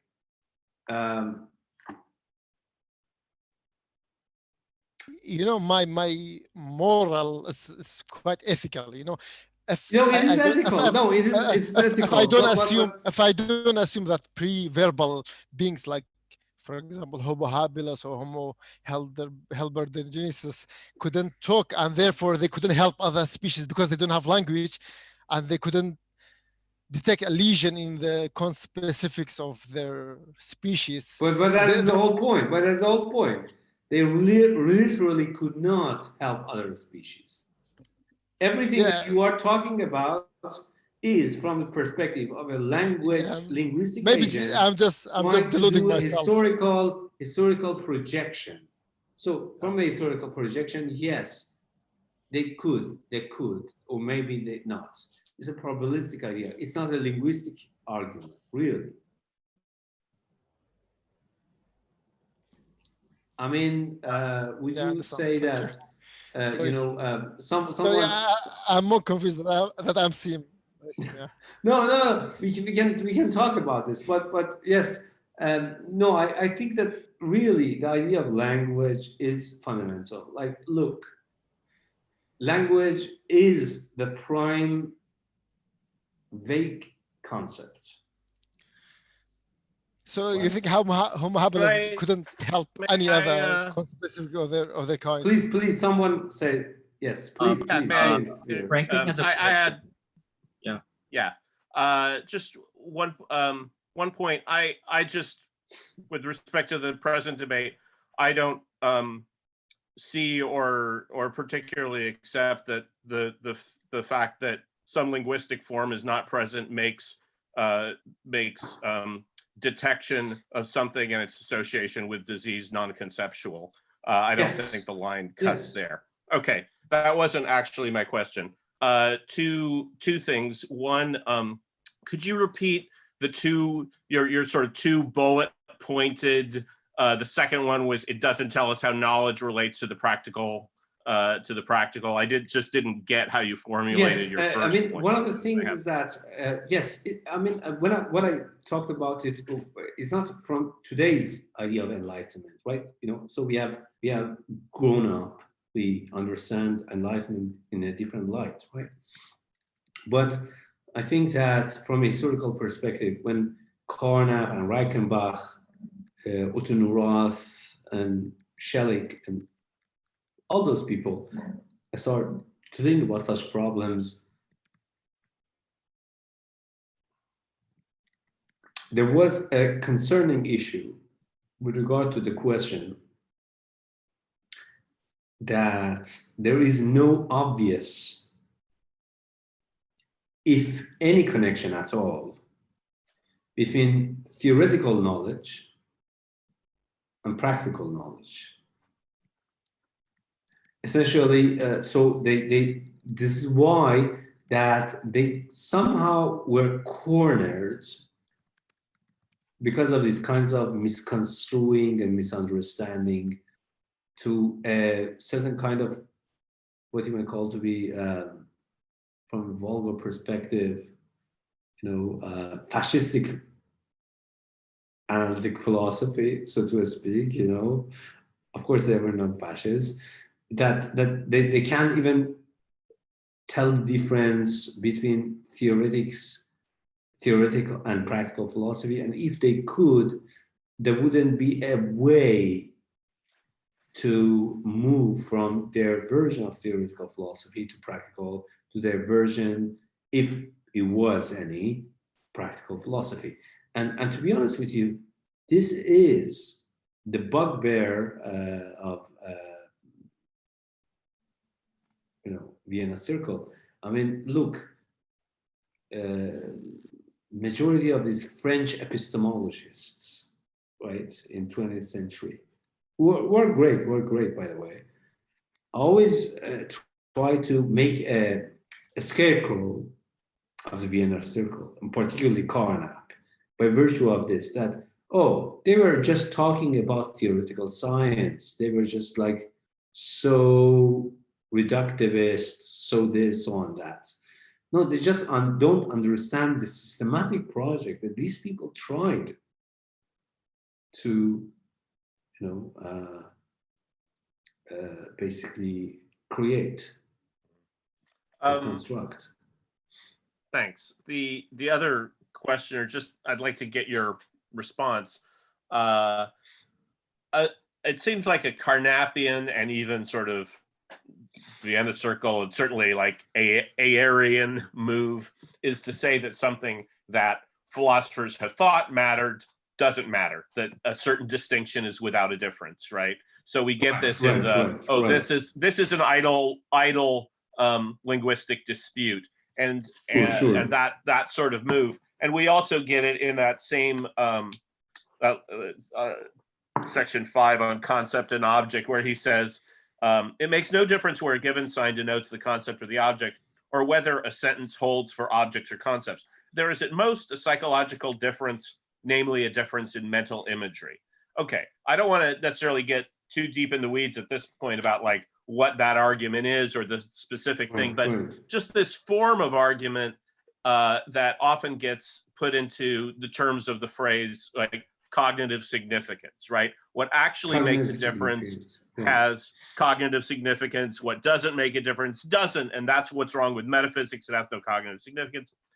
So it seems like maybe this is one of the things that troubles people the most about this mode, right? Because I think, really, my mental imagery, what mental imagery I have doesn't have anything to do with how I think about things. It doesn't influence my conceptual scheme. Maybe conceptual is the wrong word, but it doesn't do something. And I wonder if that's even like, like which words you use don't matter. So I wonder if these things have something to do with the feeling that anyone with a sort of who's aesthetically sensitized, especially, feels like, well, aren't you? Isn't it a problem that you're just saying this stuff isn't really cognitively significant? What is its status if it doesn't make the right kind of difference for philosophy? That's very broad, but like that I feel is one of the things that troubles people about this perspective. Well, the thing is that I mean the only answer is that comes back to the background, comes back to the historicity of where he's coming from and how he understands three things: unity of all sciences. And essentially, Aufbau is the greatest work of all times about the possibility that we can reduce all diverse sciences to one science. This is not, okay, some people might think about that, basically Carnap is trying to do some bullshit move here. reduce economy, sociology to quantum physics. No, this is absolutely not true. This is absolutely not true. Essentially what Carnap tries to do is that to show that if all scientific statements are of the same nature, in the sense of reducibility, that within the construction system, if statements we are making about A are reducible to B, and the statements that we have about B can be reduced to statements about C, then statements about A can be reduced to statements about C. Now, this is basically the main basically idea here. Now, this is not really, however, straightforward. I would say Carnap's idea of construction system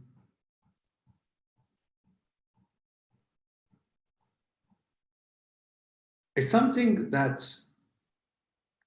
using today's election day kind of vocabulary, is something of both worlds. So he tries to use the logic of neo-Kantianism and basically Husserlianism. At the same time, he tries to play the side of Russell and these kinds of people. So his idea of reducibility is both logical and experiential. And this is really one of the greatest things about Carnap, that whenever we think that, oh, he made a mistake, he actually is in the right cell. He has done the great thing. Essentially, his idea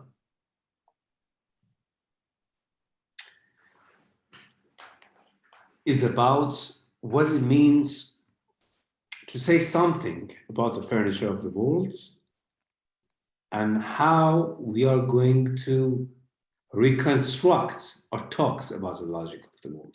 Because why is this important? Because if you can't reconstruct your talks about your experiences of the world, then perhaps you didn't have those experiences to begin with. That's really an interesting and extremely challenging part of Carnap and neo-Kantianist in this whole scenario. Like, you can never say that, oh, I had this experience of the world. To have an experience of the world requires certain kinds of bias, so to speak, bias in a positive sense, about certain kind of constraints that I have accepted and I'm going to mobilize from now on. So, where does this kinds of intricate, what you would call to be, interaction with the world, so to speak, comes from in regard to Carnap's thesis? Well, I think it absolutely comes from his basically his Kantianism. Like, so he can ask himself, what sort of Kantianism is available to someone who at the same time holds that all mathematics, including geometry, is analytics, right? A version of Helmholtz's view, presumably, that the qualitative properties of a spatiality, though not the axiom of geometry, are synthetic a priori, on the basis of something like pure intuition. And this is indeed what we find in the early Carnap, even before 1920s, before their Rome dissertation. It seems that his interpretation of Kant was largely naturalistic and Helmholtzian, as he recounts from his student days. And let me read this passage for you from Carnap. My apologies. Once I gave a report in Boch's seminar on this view of Kant, the geometrical structure of a space is determined by the form of our intuition. I tried to show that it seems possible to generalize this conception considerably, because I saw an analogy between a space on the one hand and system of other features of sense, qualities on the other. In particular, I tried to show that the three-dimensional structure of the system of colors, ordered according to their similarities, is determined by the form of color intuition, in the same way in which the three-dimensional structure of a space is determined by the form of our spatial intuition. So he's essentially in a very Carnap by saying something like this, in a very precarious situation. He's between the jihadist Frege, the extremist, basically Marburg, neo-Kantian people, and the fundamentalist Frege. So how we can ever be able to put all of these, ideas or proclivities, philosophical proclivities, together? The thing is that he can't, in an ordinary sense. So he has to play a softball. Where's the softball here? He has to say that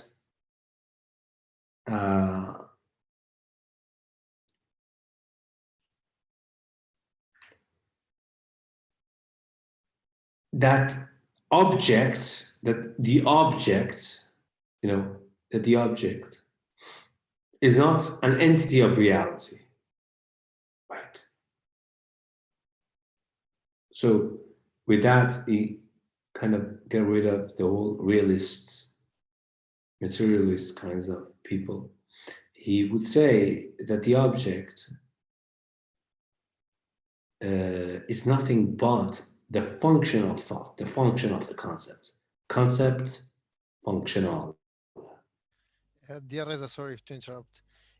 Saint Augustine talks about, there's a ball for an infant that manipulates the object of the ball.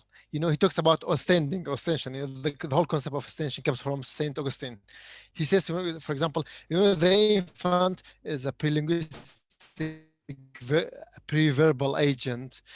He does not have any concept of the ball, but yet the ball itself determines what kind of play would determine the infant to play with. I don't know if you understand. Right. No, that's actually a very good example. The structure of the ball determines what kind of play is is allowed for the infant to play with the ball. You know, I have a niece who plays with balls. When I look at her, she is manipulating the object. She does not reach for my shirt, but she reaches for the ball, because the ball itself determines what kind of play is allowed for her to play with. You know, she's a pre-linguistic agent. She's a pre-verbal agent, but she knows what's. I don't. You know, the no. She, of course, no is a wrong word here, not a wrong concept here. I don't know how to pronounce, to talk about it. She, consciously, whatever, she plays with the ball without having a concept of a ball that determines what kind of play is allowed for her to play with. I think that's the excellent proof that, you know, the structure of the ball has a structure for her without being a linguistic agent. You know, structuration, conceptualization, and categorization is not purely conceptual endeavor. Yeah, no, I mean, look, when I mean, I don't know what you really mean by conceptualization. Are you having a Kantian understanding of the concept? Because that is absolutely not within the purview of Carnap. Essentially, what he means by conceptualization is simple as that. That look,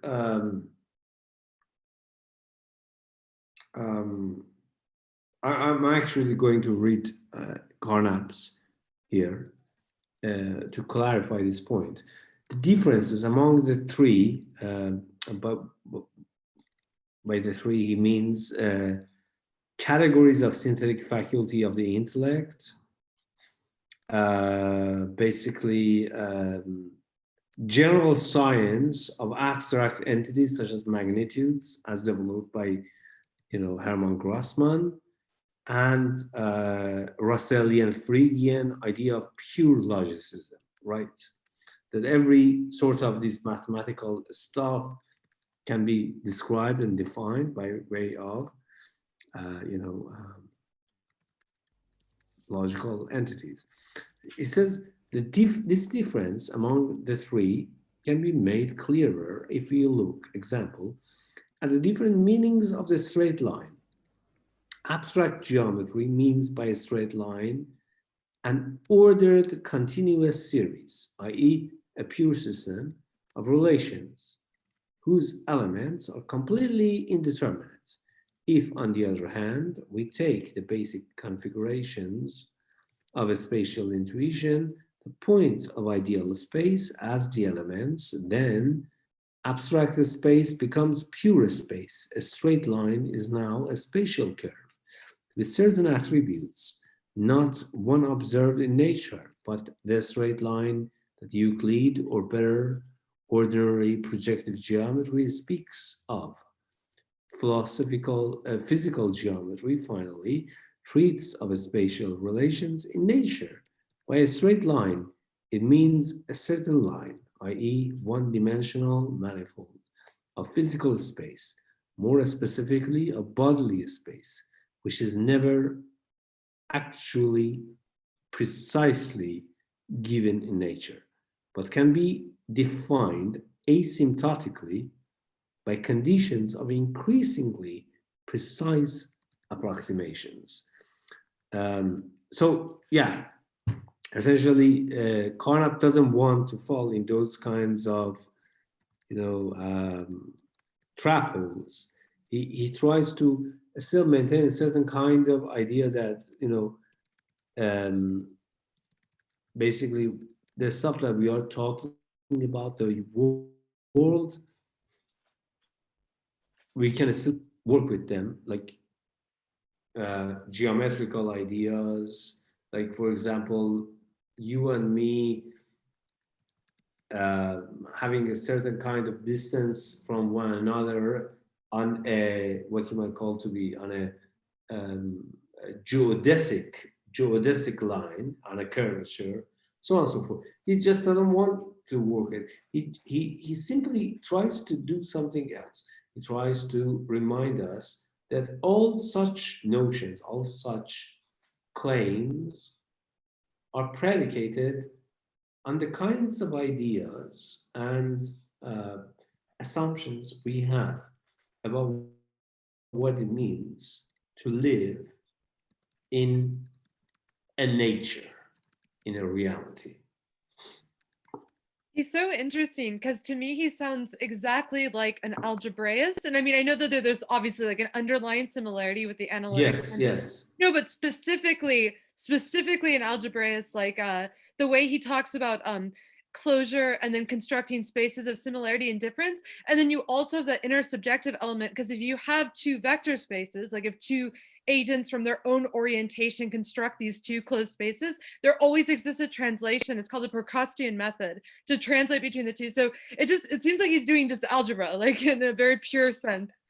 Actually, he is doing that. He is really doing that. Look, he's not actually doing this specifically. I'm going to talk about this in later sessions. Reza, essentially, the axiomatization method of Carnap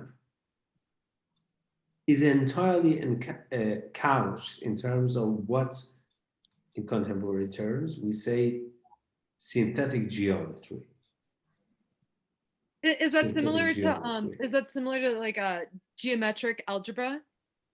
Algebraic geometry, yes. Yeah. I've been studying that recently. What a coincidence. Yes. In the sense that, I mean, he was under influence of some of the greatest mathematicians of the time, particularly the ones who came up with the structural framework program.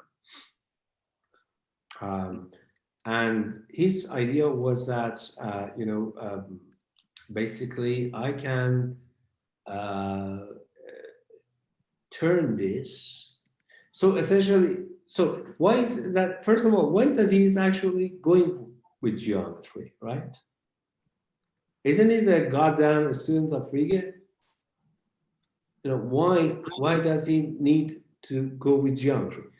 Precisely because he's really basically influenced by the phenomenological tradition.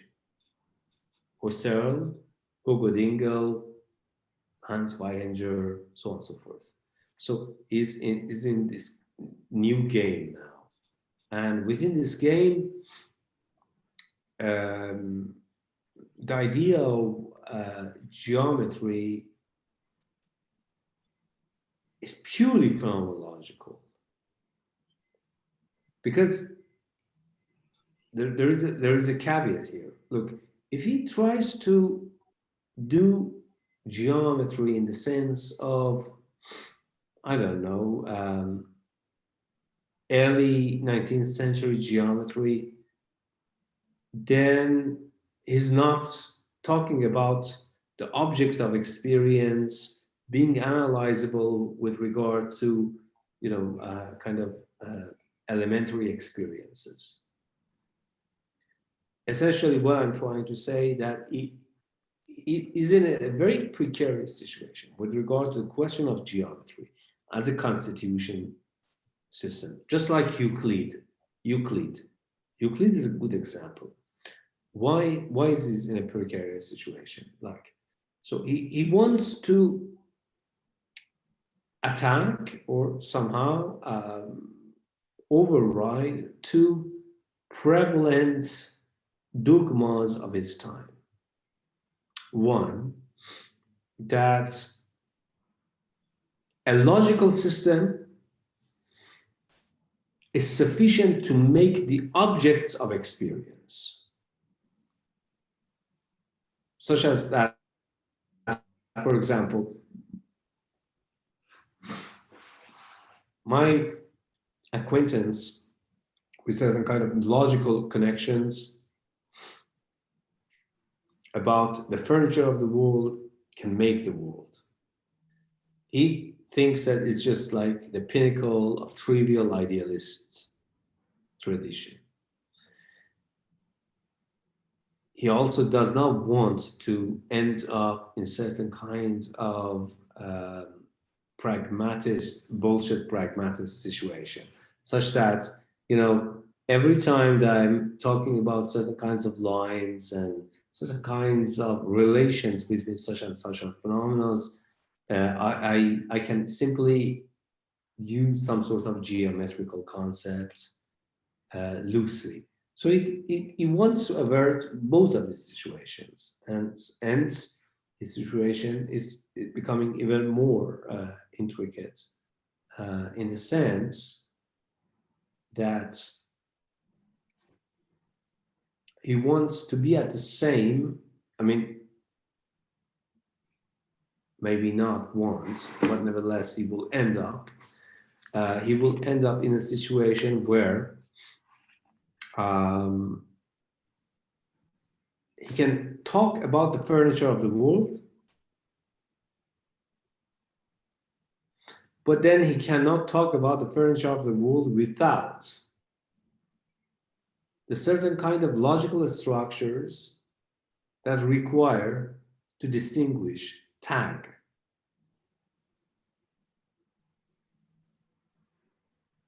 of such structures, of such objects in the world. And that's what he calls the theory of relationships. The theory of relationships. The theory of relationships, when we think about it from Aufbau's perspective, well, it comes from Russell and Whitehead. You know, it's essentially the idea that if we are going to make a reduction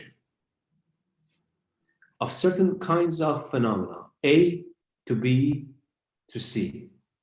So if A is reducible to B by way of a certain kind of constitution system, and B is reducible to C by way of a certain constitution system, then of course A is reducible to C, meaning that reduction within a constitutive system, what this translator calls construction system, is transitive.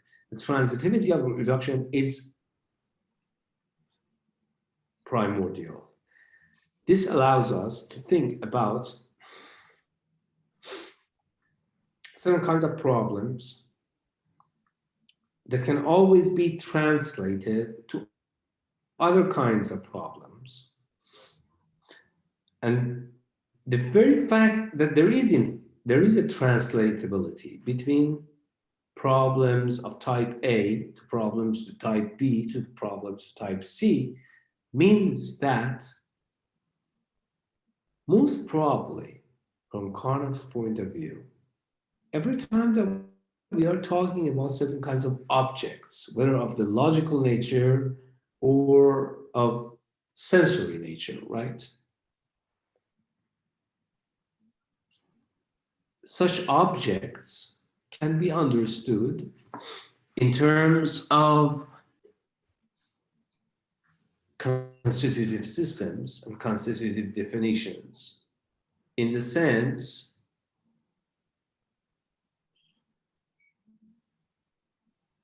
what is the meaning of it from a philosophical point of view? Like, for example, I have an experience of certain kind of complex and manifold of sensations in a Kantian sense. Purple, experience of purple object, right? Within the Carnapian system, I can show that this experience is not unique. The only reason that it's unique is precisely because of how it's constituted, by virtue of the elements of judgments and concepts that make the judgment of something to be purple to entail what it means for something to be purple.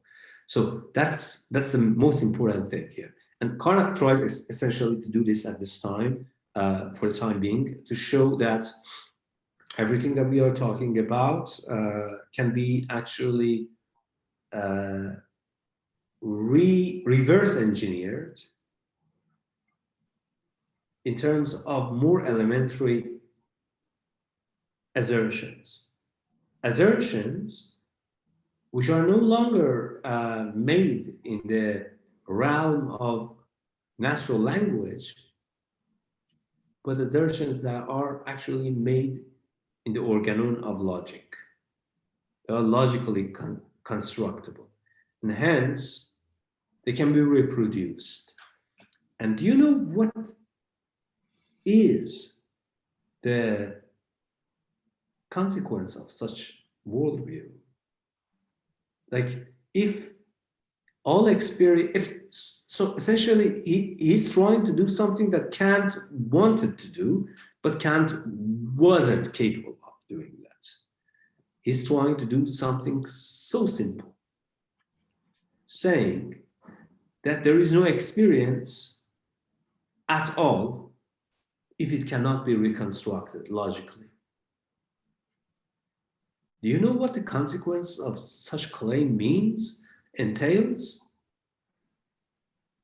We get fucked up claims about AI, the greatest ideas about AI. Like literally, you think that, oh, so experience of human is so special, but as long as you cannot logically reconstruct it within a constitution system, then it's not an experience. And the moment that you actually are capable of constitutively, within a constitutive system, reverse engineering this experience, then we are no longer talking about this specific form of agent. We're talking about person, like in a Salesian way. Like a person can be a robot, can be ex machina, so on and so forth. And that's really ahead of its time.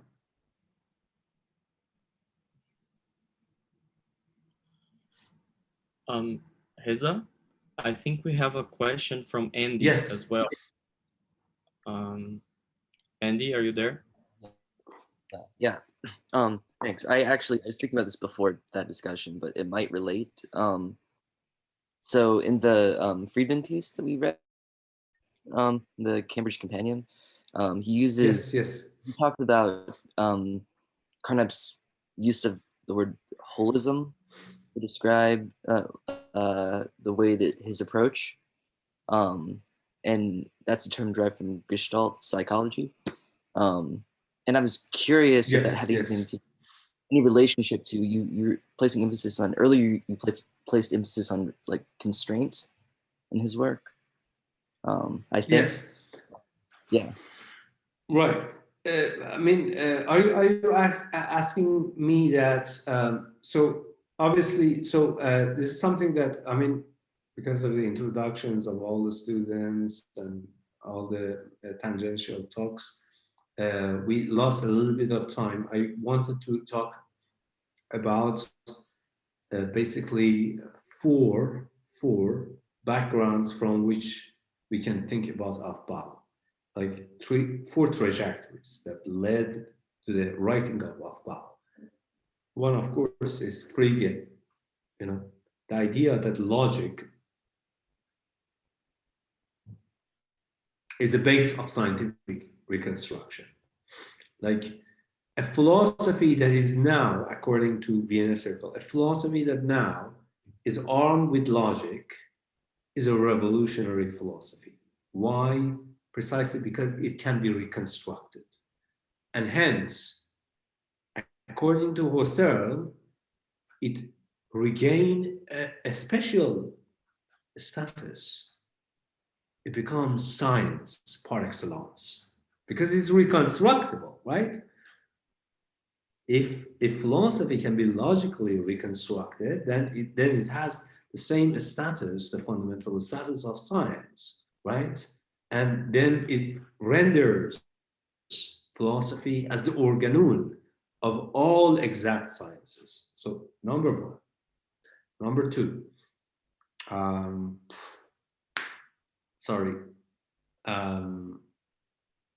the idea that there is a certain kind of correspondence, but it's correspondence of the second degree between phenomenological experience, right, and the logical reconstructions of objects and concepts at the most basic level by way of the constitution system, right? So essentially, this is a Husserlian idea to which Carnap subscribes, right? What is this? He wants to show that he can create a certain kind of bridge between logic and experience, a la Husserl in formal and transcendental logic, right? Purely of the phenomenological tradition. Then a phenomenalistic thesis, a la Mach, in the sense that he wants to do something quite bold, in the sense that he wants to say that if a statement cannot be phenomenalistically formulated, then it is not really a statement about experience. Number 3. So, number 4, he wants to do something else as well. And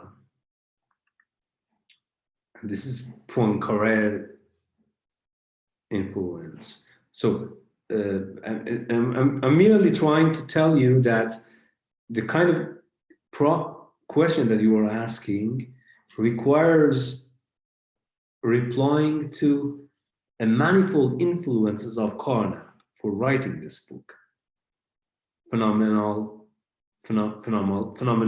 phenomenological, logicism, Hans Weihinger, neo-Kantianism, fiction and hypothesis, and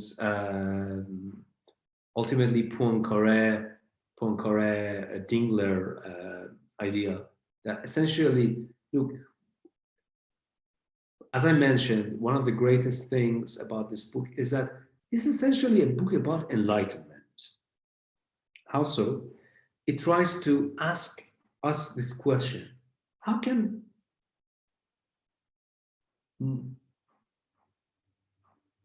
could enlightenment fail? What did it do wrong that it failed? What was its measure of knowledge, theoretical or practical, that led to its demise? So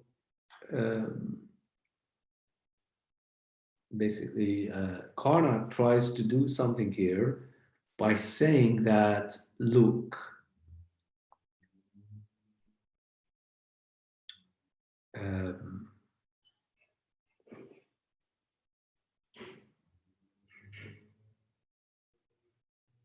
we can come up with a program.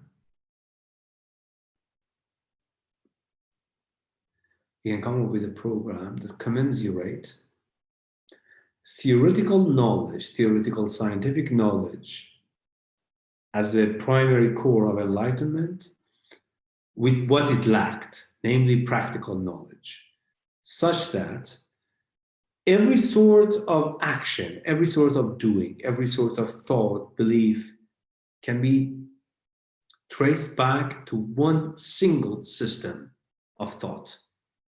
And that is basically Carnap's ambition here in Aufbau, to show that, yes, old enlightenment lacked, but if we really understand the meaning of enlightenment, scientific enlightenment, as a constitution system, then the distinction between theory and practice, as we had it in the classical sense, falls apart. They become part of the same blossoming system of enlightenment.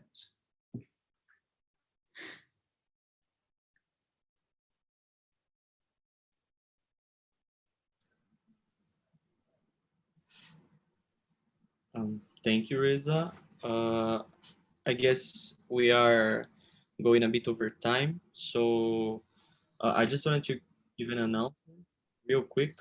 We will have the whole scheme on presenters, so for people to present some of the texts and initiate some of the discussions on the next classes. I'm going to email you about it and sort it out exactly how it's going to be done. Probably you'll have to assign yourself over there. So if I may intervene, look, precisely because we are, manifold at this point. Like, how many are we? Like 30? I mean, obviously, it's not going to. We are not be able to get the real-time presentations from all of you.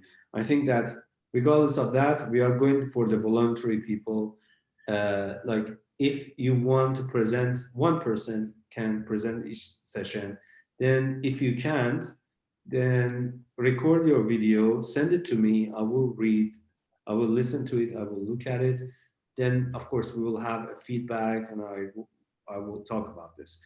But precisely because we are short on time, I think the best idea is that we have only one oral presentation each session.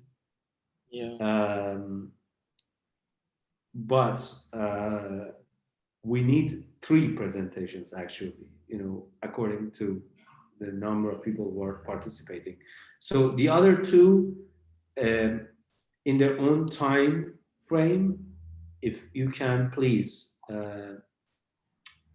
record your, it's just 10 minutes, no more than 10 minutes, 10 minutes of talk about the topics with regard to this class. Then send it to me and CC, other people. And of course, I will definitely come back to you. But yes, precisely because we are too many at this point, I think that to not compromise the timing of the class, let's just stick with a certain kind of restriction. Also, most importantly, precisely because we have the introduction day today, selection day, I understand. It's still next 40 minutes of next session, I'm going to talk about the background of Aufbau, because I really couldn't actually talk about it. It's really interesting. I mean, the reason that I'm really insisting on this point is precisely because if we don't understand where it came from, what the background problems are, are going to really struggle with this work. This is not really like Derrida or Deleuze. It's just an extremely complex work that we really need certain kind of perspective as the backbone of this work. Where how was it made? So we have to do it. Regardless of that, I think we are good. Any suggestion by any of you? Look, I mean, my friends who have been for me for years know that I'm a rambler. I shouldn't be left to my own devices, right? But please do tell me when you have a question or you want me to change the style of lecturing, so on and so forth. I mean, look, it's just experimental. And precisely because every time there are different body of students, we have to shuffle around a little bit of our tactical and strategical ways of teaching. Yeah, sorry, Reza, we want to know what are the reading requirements. Are we required to write a paper at the end of the seminar, or the logistical details? Oh, you are going to be the presenter next time? I don't think so. I'm just asking about what. I'm just asking about the requirements. You coward Middle Easterner.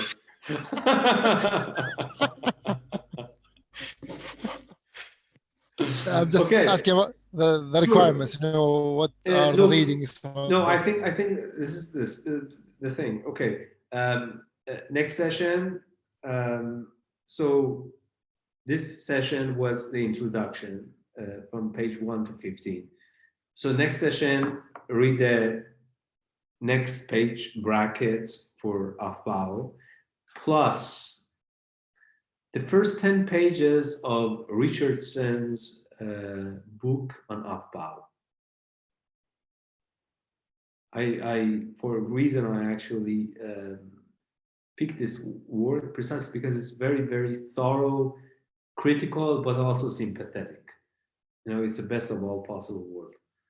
I think that you have it already in your Google Drive. So who's going to talk next semester? I mean, not the next semester, next session.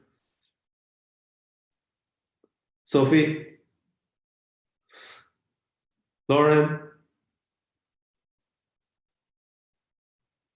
Who?